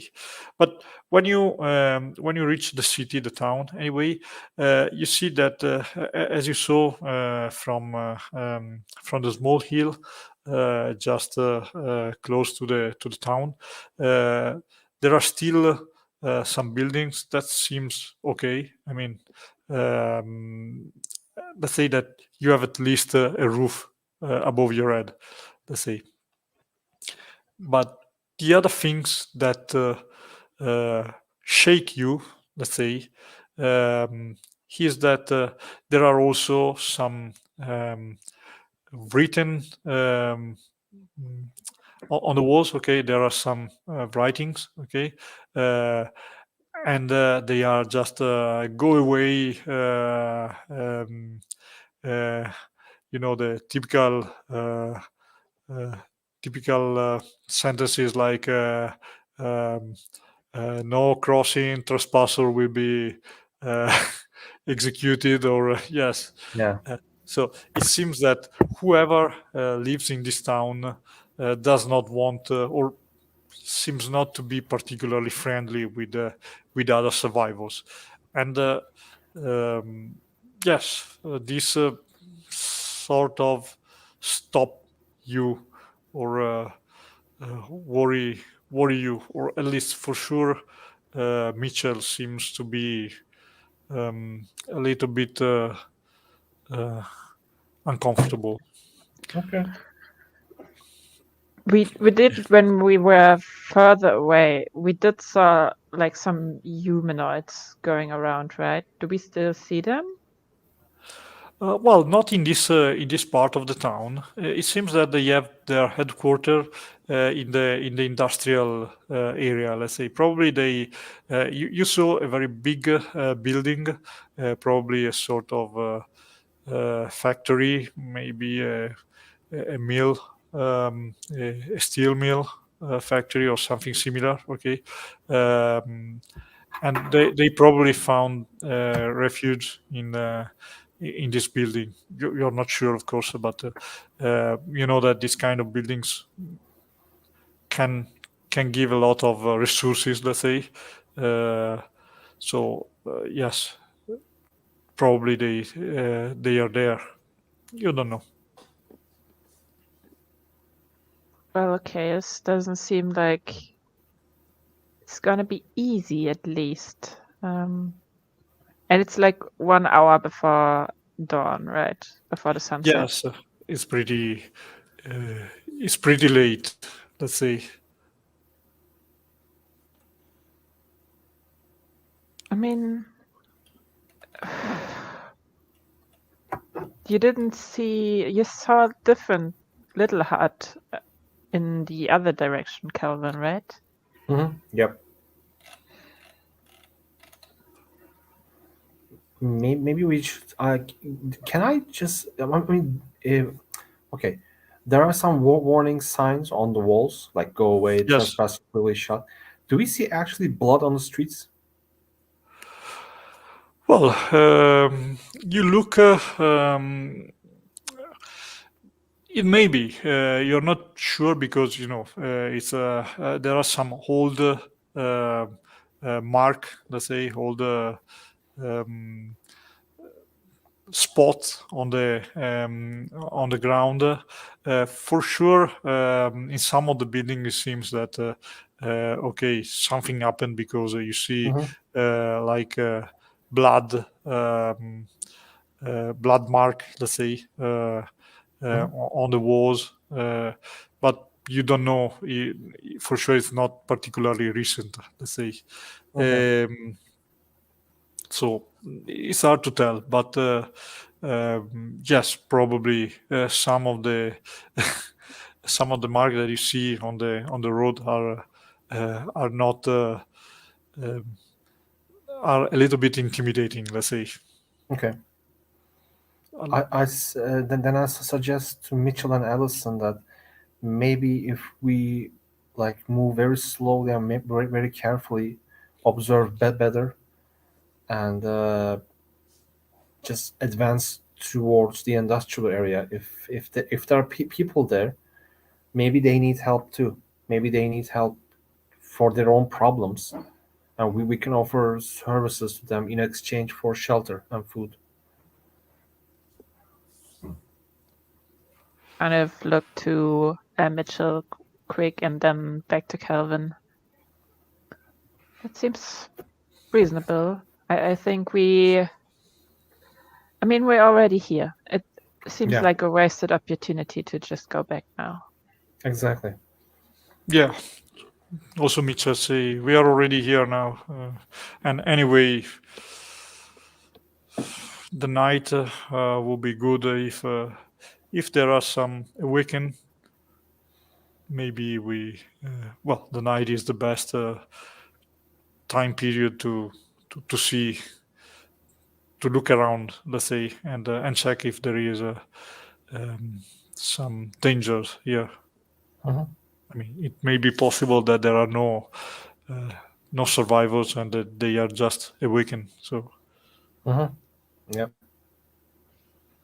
you're not so sure, Then- Kelvin, because the smoke seems to to indicate quite well that some human beings, let's say, some other survivors, is in the area. But okay,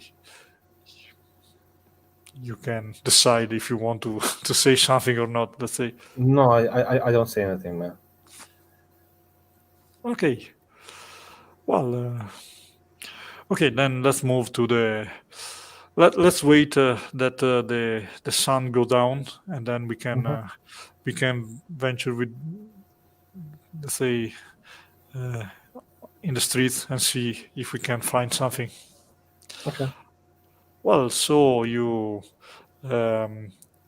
wait until the sun goes down, and it's not a long wait because it takes 1 hour maybe. When you are sure, let's say, that you can move quite let's say when you're sure that you can move without being an easy target, you start you leave the building where you found refuge, and you move among the first among the other buildings, okay, and then among the ruins of the buildings of the part of the city, let's say, that burned down um, uh, from the fire, and you almost reach the industrial complex. Let's say you can see this big building in just in front of you, basically. And now that it's dark, also it's pretty clear that there are fires, okay, and there are also lights somehow.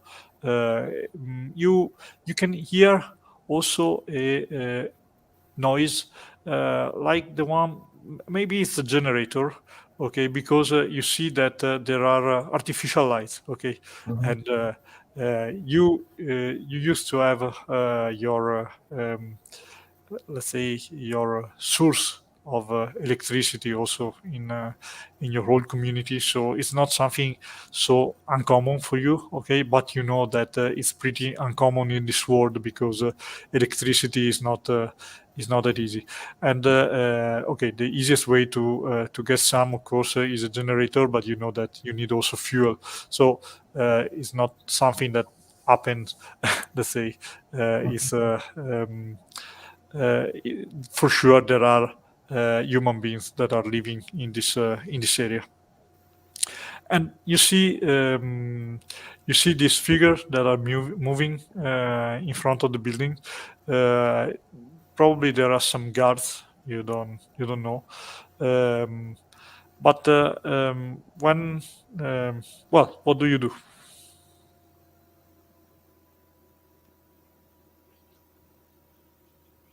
Oh, I think I'm just gonna look at Mitchell and Ellison and say we should like say hello at least. I don't know. You look at Mitchell and see, well, you know that he is your leader, basically. He look at you and said, "Okay, that's fine. I will do it anyway. You, you two stay here. So, well, they may feel more at safe, if it is just me and just in case." Uh, well, I prefer to have you watching my back instead of, yes, be all together, surrounded maybe by this whoever is inside that building. Okay. Or he Well, like walks away. I'm just gonna grab his hand real quick and be like, "Be careful, right?" well, he looks at you and say, "Always, always, Alison." Well, it seems like he wants to add something, but then he you see that he moves toward the building. Okay, he is still quite cautious. Okay, because it moves still taking shelters, let's say, from whatever he can find. Like to reach to be as close as possible before revealing his position. Okay. Um, well, you can almost hear him when he shout, "Hello, is there anyone? Hello."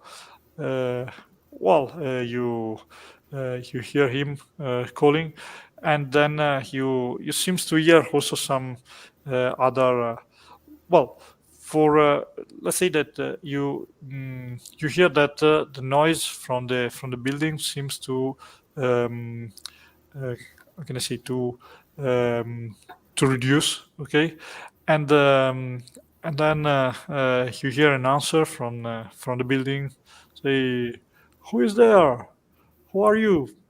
Come here, in front of the light." And but At the same time, you see that some let's say you see some figures that are coming out of the building from the side. Mitchell cannot see them, but you see clearly that a couple of person seems to take some motorcycles. Okay, and you see also that they have a sort of chain probably with them. Um, so you're looking at Mitchell on one side that is moving toward the building, to the front of the building, but you see also these guys that are seems to be prepared for something, and Mitchell cannot see them. Riding on a motorcycle and have like a metal chain? Yes, metal chain. It seems for what you can see here. You have only the light of the moon that help you to see. But you saw that they are they have something, maybe some weapon, probably a chain. Yes. Well, you see that Mitchell. I'm coming. I don't mean any harm for you. I'm looking for food, guys. And okay, when do you Can do I just say something? something? Yeah. Yes. I look at Allison and I said, "This is not good," and we should do something quickly. How far away is the motorcycle and the chain guys? Are they closer than Mitchell, or are they further away? Well, they are probably at 50 meters, no more. Okay, because they are on the side of the building, so Mitchell cannot see them, but they know that he is there. Okay, and you even hear the noise. Okay, the sound of the noise of the motorcycle that when you turn it on, with the yes. And in fact, you see that also Mitchell turn to see what is happening, but he is totally unaware what happens or what is going to happen. And in that moment, you hear the motor of the motorcycle starting. I tell Kelvin to get on the bike. On the back. Yeah. Hold on. And I'm gonna try to intercept, basically go in between, kind of meet where the on the corner of the building to kind of intercept between Mitchell and the motorcycle. Well, you start to move exactly when you see the motorcycle that start. So I suppose that you are on your bike, because otherwise it would be very difficult to move in time. Okay, so you move in the same direction of the guys that are riding the motorcycle. You see the first one leaving basically when you start to move, and the second one is still struggling with the motorcycle. At one point, you see that he pull the motorcycle away, okay, dropping it. Probably there is no more gasoline, with no more fuel, and he start to run in your direction. But there is first the other guys on the motorcycle. So how do you face the threat? I mean, you are just running toward him. What do you want to do? I mean, I just kind of want to stop in front of him and just put my hands up and be like, we don't want any trouble. We just saw you coming towards our leader, and we weren't sure if this is gonna be like a trap for him or not. So, we just want to have his back. At the same time, I just draw my bow, but I'm not aiming at them. Okay. So just to say Well, that I'm prepared. okay. Well, let's say, Alison, try to do a presence check, okay? Because when you move toward the man, you see clearly that he is how can I say, is ready to fight, okay? Is willingly to fight, like he is enjoying these things, okay? But anyway, he's also a little bit surprised by your appearance, and okay, you may, let's say, have some a possibility at least to speak with him. So try to make this presence check. It will be a know-how, so in a position level of I would say of 5 in this case. The normal opposition level will be 4, okay, but the man is ready for a fight, okay, so it seems not willingly to speak, okay, so the opposition is increased by 1. Okay, just one question. Is this a minor NPC or is this a major NPC? This is a minor NPC. Because I do have a gift called Charming. You are not necessarily beautiful, but you know how to make yourself charming in a way that presents yourself, and using your words to persuade. You can spend 1 soma and use your charm to automatically pass a position check on presence towards 1 or more minor NPC that finds you interesting and do not nourish. Well, it says do not nourish animosity towards you. So I don't know if it will work. Okay, the condition is a little bit strange because you are almost in a fight, okay? But okay, yeah, you can use it. Okay, cool. So 1 soma. Okay, so you spend your soma and you face the man, let's say, and well, you see that he is pretty how can I say, pretty surprised that you by your opinions, and he almost falls from his bike when you face him, okay, and well, you see that he keeps staring at you for a while, and then while also the other one approach, you hear him say, "Hey, there is a pretty girl here." And well, since he's like kind of like almost falling, I just kind of reach my hand out to kind of try to help him up. Well, yes. Well, you give him your hand for an help, and well, it seems like he is.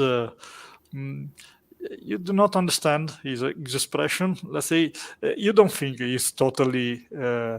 Let's say he is probably a little bit insane. Okay, like understandable.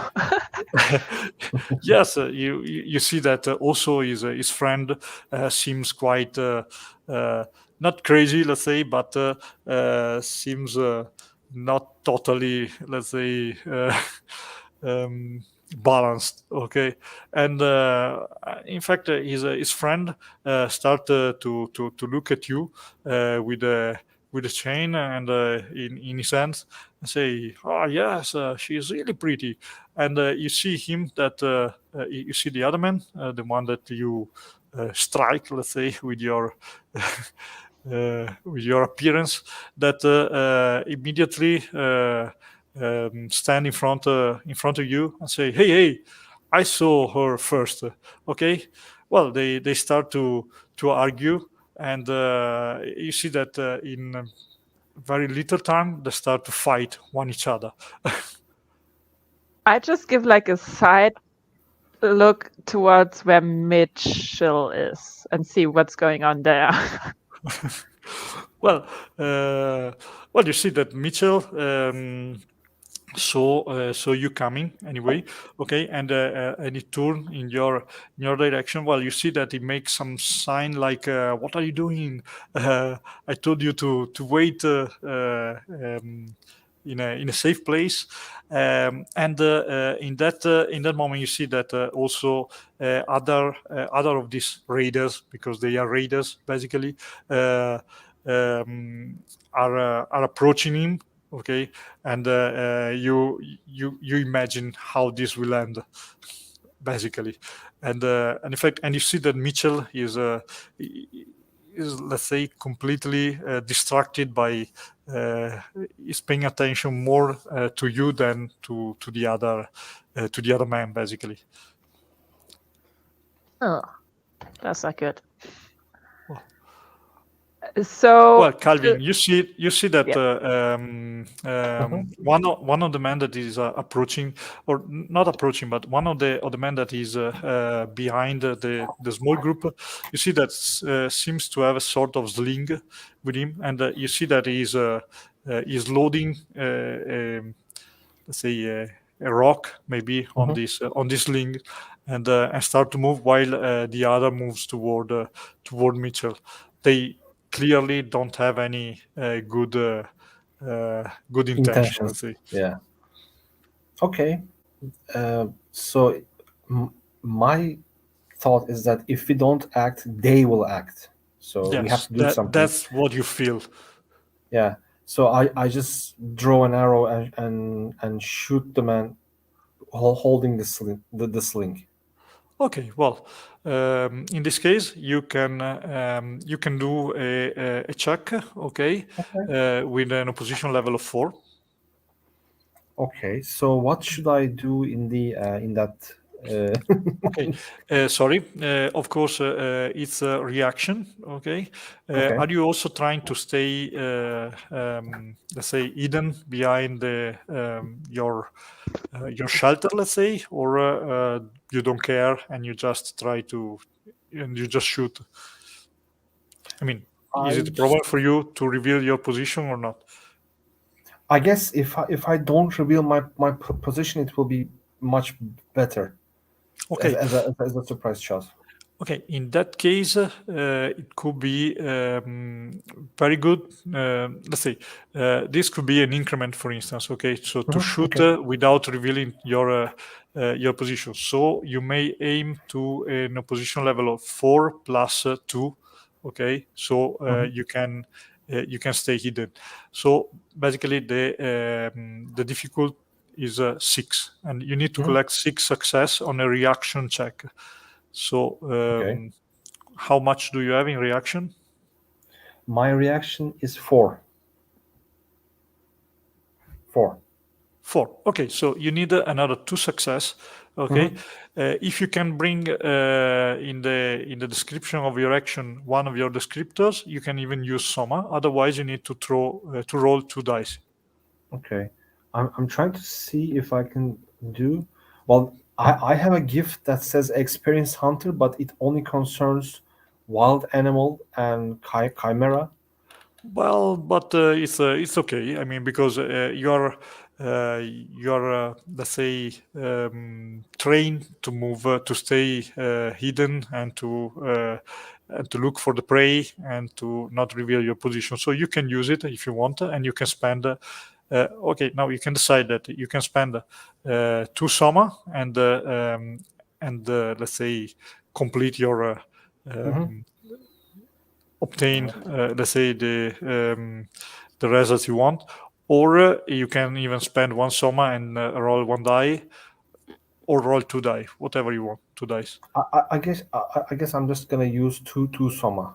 Okay, very good. So you mark that you use 2 Soma, and basically you quickly realize the threat to Mitchell, and staying behind a wall that is partially collapsed, you throw your arrow. Well, you see that the man was starting to sling sorry, to move the sling to throw the rock. Yes, to sling the sling. when when your arrow hit him exactly in the middle of the neck. Okay, Oh, and okay. yes, and he fall down, and the rock fly in the sky. Let's say just to fall down on one of the other. Okay, and you see that the other ones turn to face um, his companion. Okay, and then you see that there is a little bit of shock. Okay, or when they realize that one of their other companions, let's say, is dead. Okay, so it's that you have a moment of let's say a moment that you can use. Okay, Okay. so well, you see that Mitchell was still looking at Allison. Allison, do you want to do something? So the people that are next to us, they're fighting each other, right, at the moment? They are not fighting each other, okay, but a couple of them turn for to see what was happening, okay. Other are still looking at. You see that one man is moving toward Mitchell with a knife in his hands, and yes, and the other are backing up. Let's say I'm a just couple of, like yeah. I'm just like shouting, Mitchell, get your ass back here. and I'm kind of like moving, like kind of trying to like move towards where we came from, but kind of like circle, so like not so kind of that we can like basically take him with us. So I'm not like on the bike, because You're not on the bike, okay. yeah, I'm not a bike. I'm pushing the bike. I'm like running with the bike by my side, Okay. and kind of trying to meet him. Oh well, Okay, so- I would probably be on the bike, because running with the bike on my side is stupid. Okay, so you you are already on your bike. So basically, you just start to move toward Mitchell, and you reach him very easily. But well, you see that your warning somehow wake him up, let's say, or made him to focus on the enemy, and you see that he is fighting with the man with the knife. Okay, and you see also that another two of these men are trying to take him from behind. Okay. Okay. I probably have a gun with me. I assume that was probably the weapon. If we have guns in the community, would that make sense at the moment? Well, it will cost you a couple of slots, just because that's not pretty easy. I mean, yes, you may have guns, but you normally you will not have them, because you're basically running away. Okay, Yeah. now, so you lost most of your equipment. Okay, but let's say that you have one. Okay. With 2 slots. 2 slots gun. Yes, let's say Okay. to have also the ammunition. Let's say. Yes. And I'm going to try to just like he's fighting with the one with the knife, so I'm gonna try to aim for one of the ones that is like also coming towards him. The other two. Okay, so make a reaction check. Okay, you are also running on the bike, correct? Yeah, I would kind of like do like kind of like this, like spring over and stop on the bike and then fire. So like kind of like do like a, what is it, like break the brakes like really hard, kind of like ring around, and then kind of try to get like a footing and try to shoot. Okay, then do a reaction check. The opposition level is 4. Okay, there are no particularly issues, but on the you see that the guys here are moving as if they are quite used to this kind of actions. Okay, they are probably some raiders, and they have a gift that is called tactics that state that each armed conflict against them has one disadvantage die. But on the defense check, sorry. So okay, you are acting Okay. now, so you have a Yeah. position check, and you can shoot your gun with without any any disadvantage die. Okay. So I already have reaction 5, so I'm just gonna okay. go with a normal outcome then. Okay, that's fine. You shoot your gun, and you manage to kill one. Okay, you see that he goes down, and this makes a couple of the other riders, let's say, realize that you are a threat, not only a nice girl on a bike. Okay, and you see that immediately a couple of them exactly comes in your direction. Okay, one has a gun too. Okay, and the other one just jump in your direction with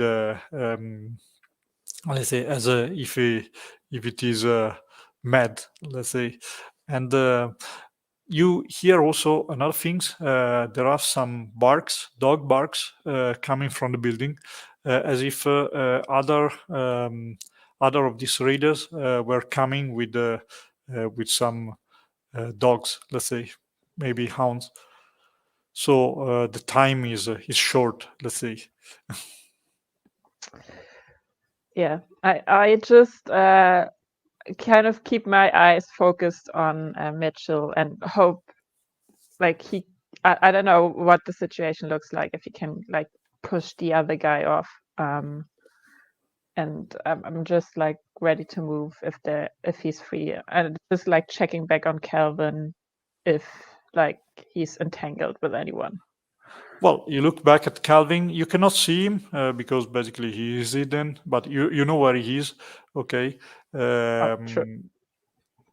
For 1 second, you fear that he may have left you here, you and Mitchell here, and that he ran away. But what are you doing, Calvin?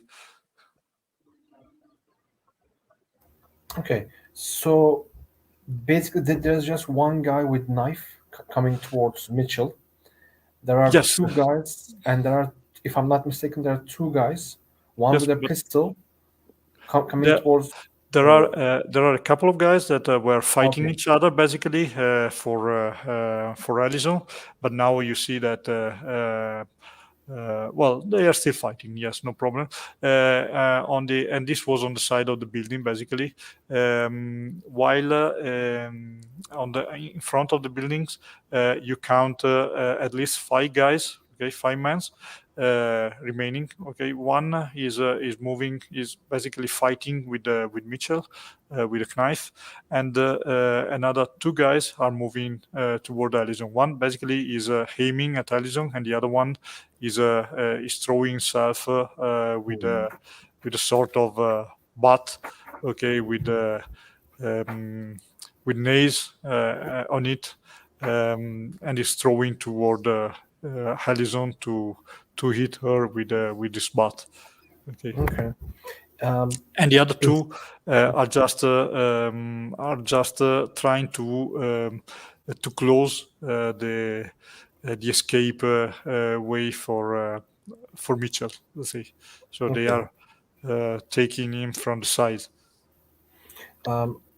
Is there anything that I can shoot with my bow that it can create a distraction for both of them, so that they can escape or find a much more advantageous position? Like, for instance, if there are any sort of like big stones carried with a winch, and if I shoot the winch, the stones will fall and create a big noise, and people might lose their attention with the fight. Well, you see that basically let's say that the big door of the building is made of thin metal, thin metal Mhm. plates. Okay, Mhm. so you think that if you hit one of them, maybe not directly, let's say, making piercing it, but just yes, if you eat it well, you may make some noise, like a and that's one choice. Otherwise, you see that there are some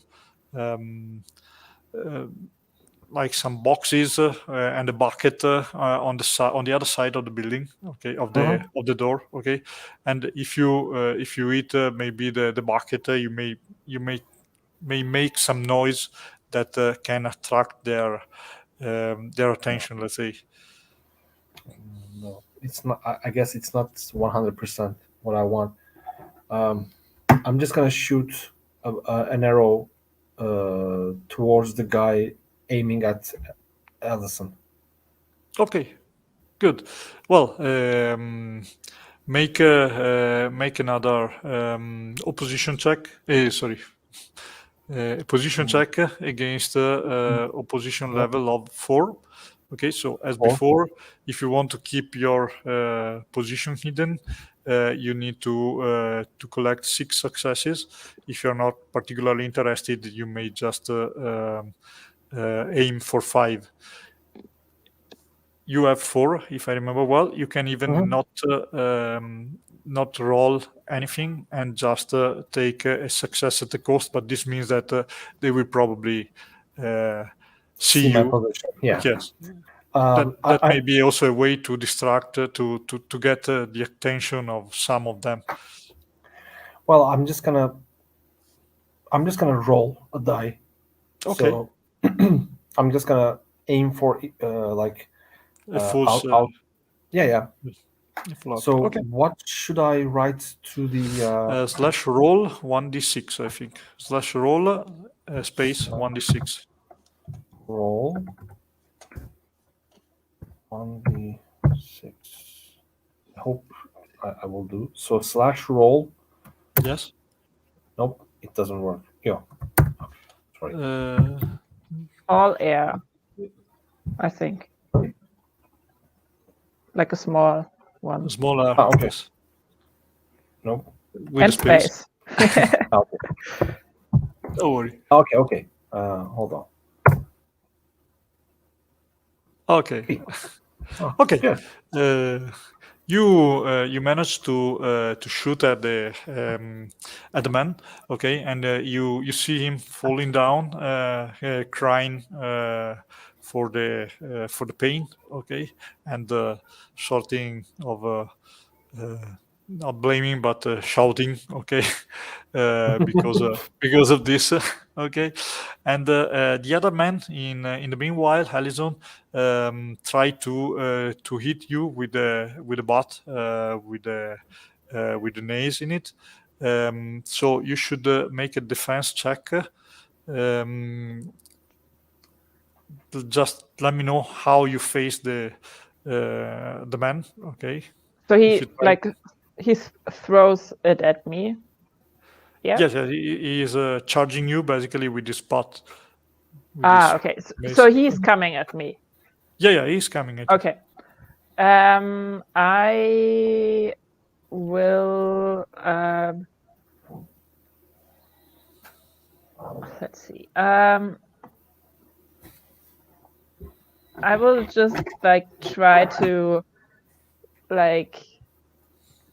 I mean, I'm pretty quick, so I'm just gonna Want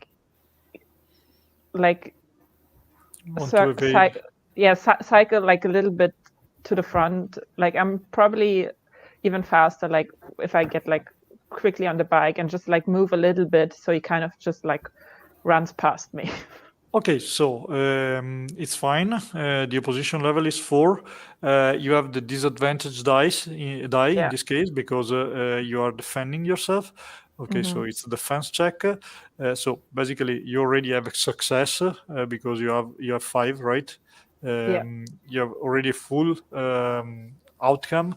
You can have you just roll a die, and if you succeed, you have an outcome with increment.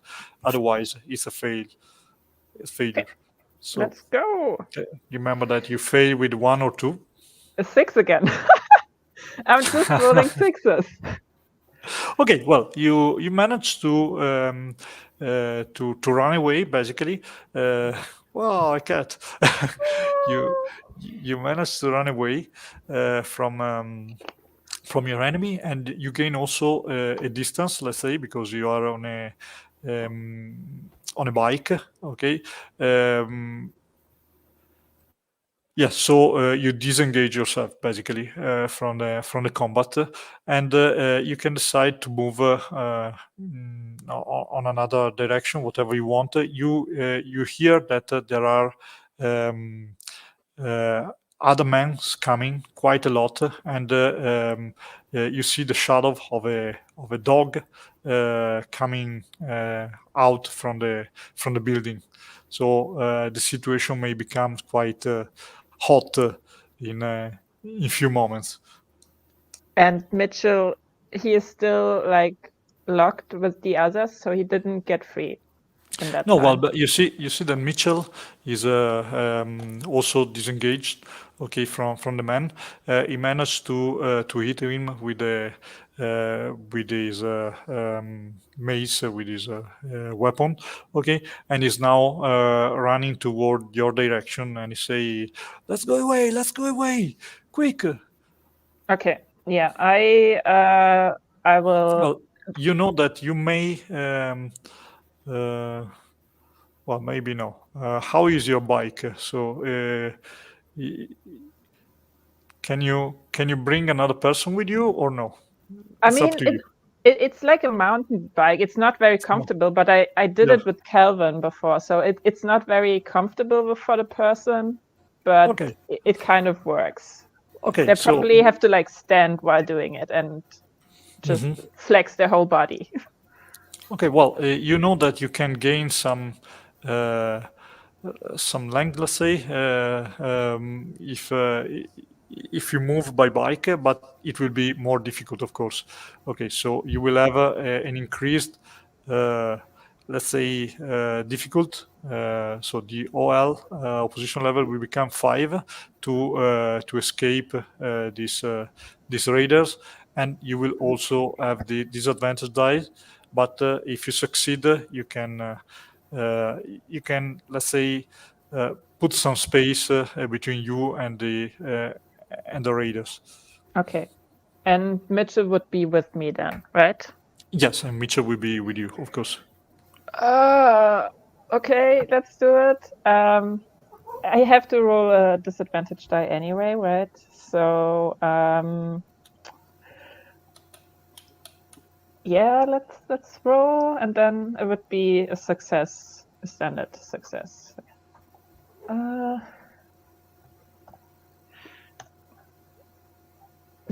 Yay!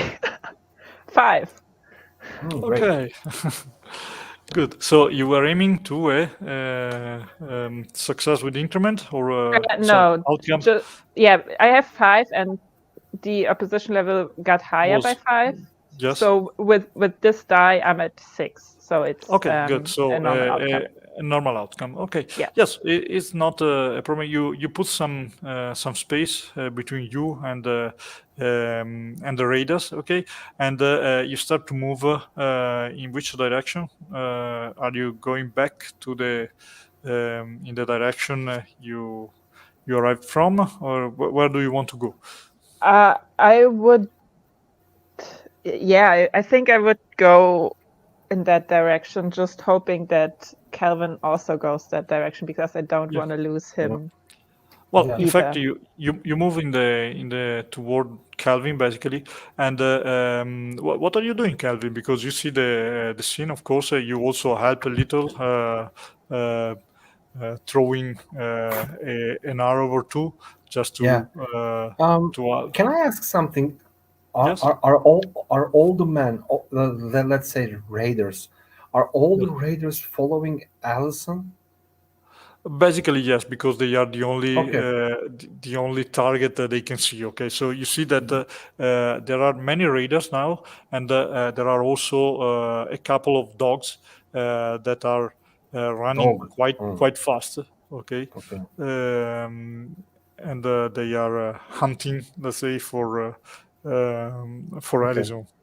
Then The radar seems to be let's say slower, but you can hear the sound of the motorbike that turns on again. Okay, Mhm. and you see that um, one of the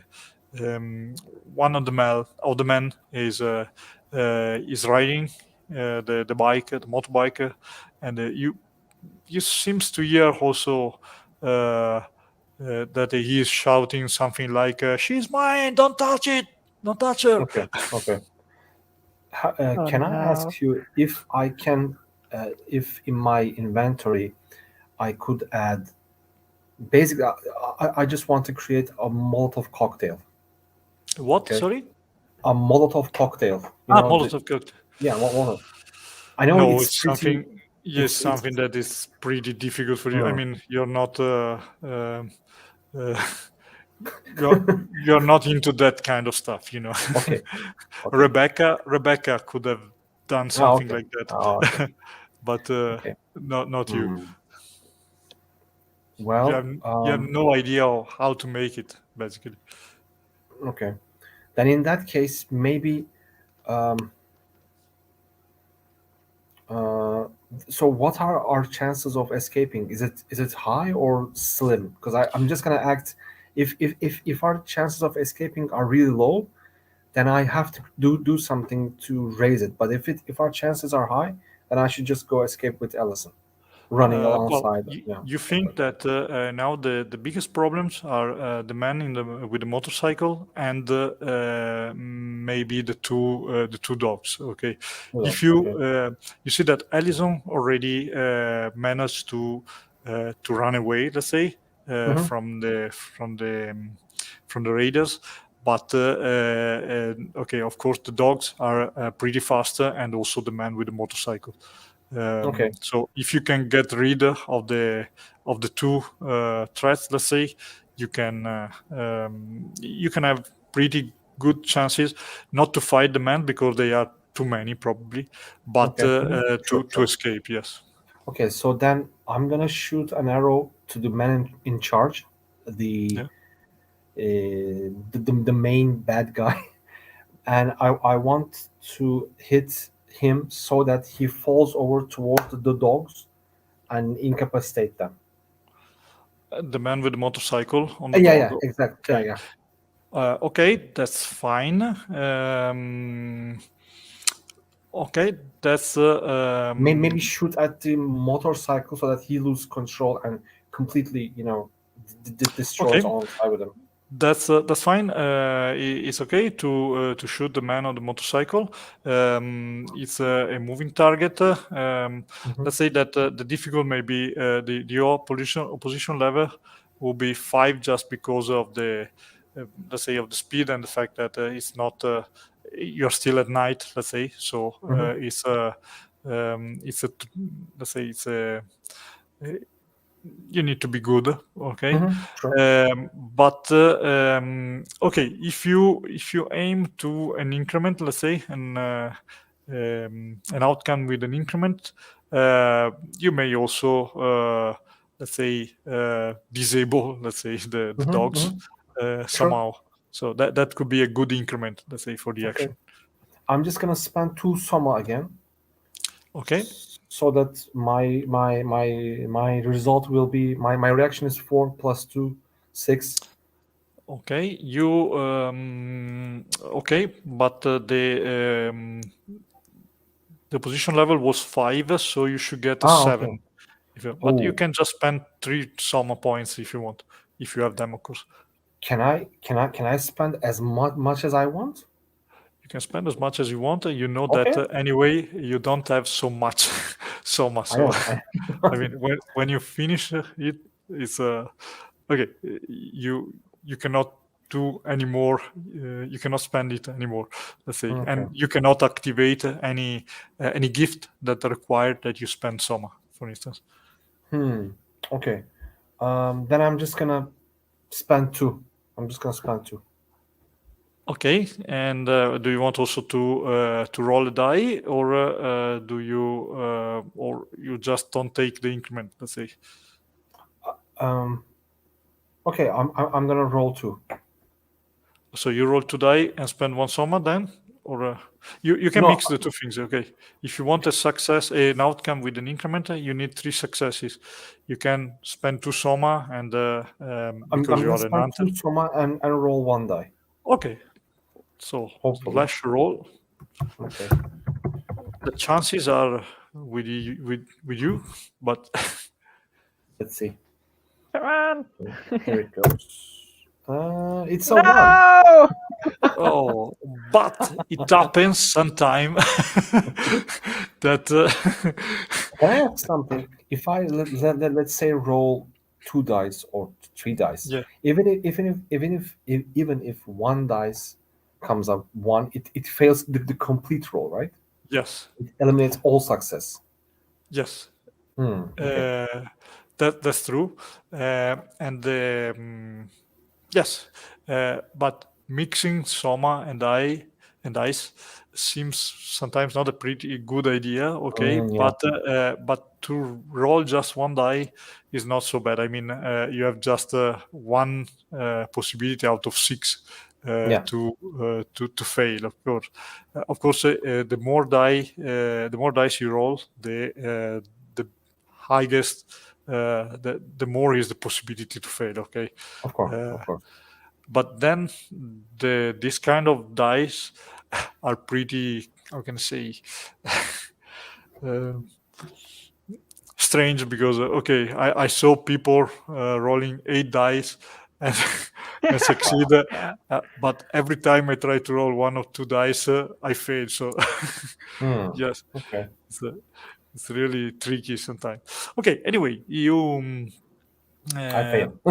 yes, you fail, and in this system, let's say when you fail, there is not the option that nothing happens. Okay, Of course. the situation, the story must always change. Okay, and in fact, you were hidden till now. Okay, when you race to hit the man on the motorcycle, basically you see that your arrow hit the how can I say, the motorcycle, but without affecting it. It is just deviated, deflected by the um, uh, by the motorcycle structure. But you see also that immediately part of the men, of the raiders, see you and start to move in your direction. You see also that one of the raiders let one of the dog free, and the dogs start to point in your direction. And Okay. you say also, you hear also the men that shout, "There are others! Find all of them!"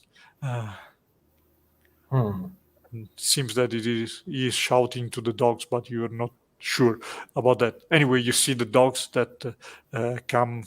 One dog that is basically running in your direction Okay. faster than you can. Of course, it's a dog. Okay. Is In the mi- is is Allison and Mitchell safe right now? they are running away. Yes. You know that you are in disadvantage in this moment, let's say, because Okay. they are on a bike, even if they are in two. But yes, you need to be very quick if you want to escape. Let's say. Okay. I will try to climb to in on some buildings so that the dogs won't chase me. Okay. Well, And okay. hopefully How much reaction do you have? 4. 4. Well, it's pretty easy for you to climb the building. Okay, you use you use, let's say, the collapsed wall to to go up, and you reach the second floor of this partially collapsed building. The problem is that okay, you see that the dog start to bark just at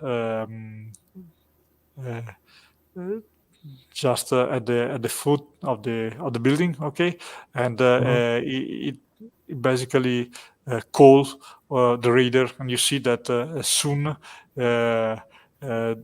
several raiders start to I don't know how to say it in English, but okay, they are all around the building, or they start to surround the building. Around. Yes, around the building. And you, Alison, you and Mitchell are running away, but you see this happening. So basically, you realize that Calvin is basically surrounded by enemies. Once we're like a little bit like further off, and I will stop, and I will turn to Mitchell and say, I'm gonna try to help him, and you just the community needs you. So, and I'm like pushing my bike towards him, and I'm trying to get him back, and we will follow slowly. Just get as far away as possible, as fast as you can. And I'm just like pushing the bike towards him to get like ready to go back to help Calvin. Well, you see Mitchell that look at you and say, no way, I will stay here. There is no way I can leave you here. Either you come with me and we run away together, or, well, you see that he pushed the bike toward you, and he say, even better, you go. You are faster than me, and you are used to this, and someone need to warn the other. Run. Find shelter, go back to the community. Well, he looks at the men that are coming, because some part of the group is still looking for you, let's say. You go. I will just look at him, just put my hand on his face, and just like,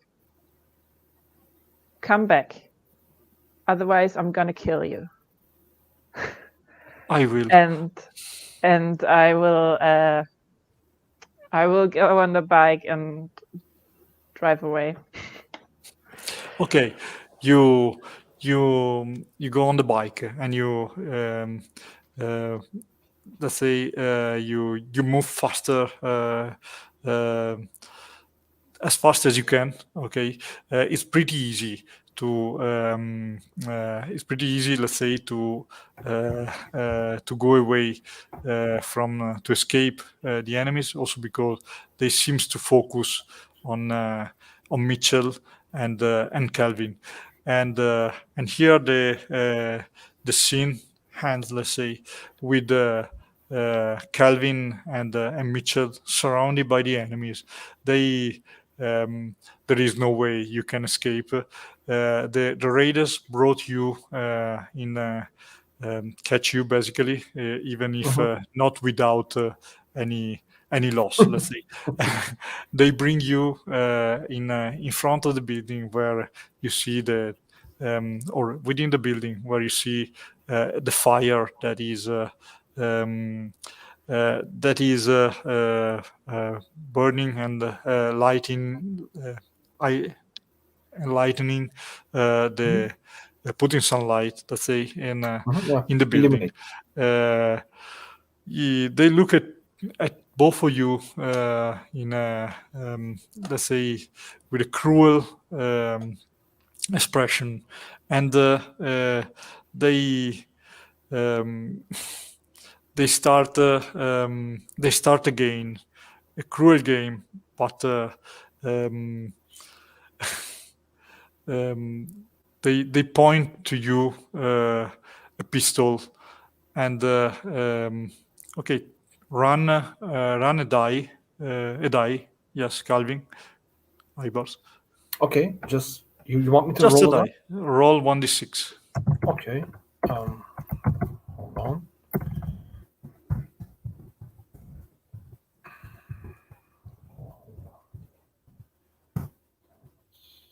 Two. 2. Okay. Alison, can you run? Can you roll a die too?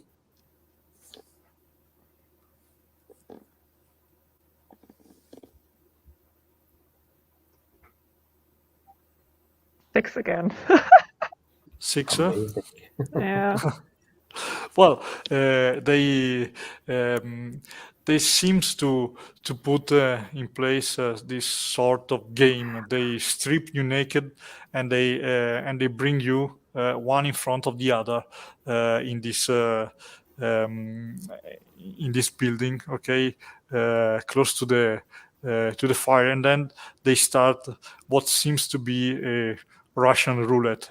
You know, they turn, they just pull one I can see one ammunition, one shot in an old revolver, and they turn it. They make to turn the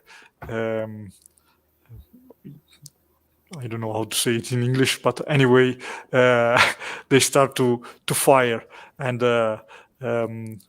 first they start with you, Calvin, and then with Mitchell, and then with you, and then with Mitchell, and in the end, the fifth shot is the right one, and you collapse on the floor, dead, shot dead on the head. Let's say shot on the head, and and the raider start to let's say explode in a howling, while Mitchell is desperate and crying. And you, Alison, you managed to escape from this city, from the town. You run as fast as you can until you reach very quickly the protection that surround the town. There are this sort of barriers, okay, and you manage to go to leave the city, just to find yourself surrounded by a bunch of awakened that is basically outside of the protection. And here we finish. Well, that was a nice ending. Okay. Oh that's no.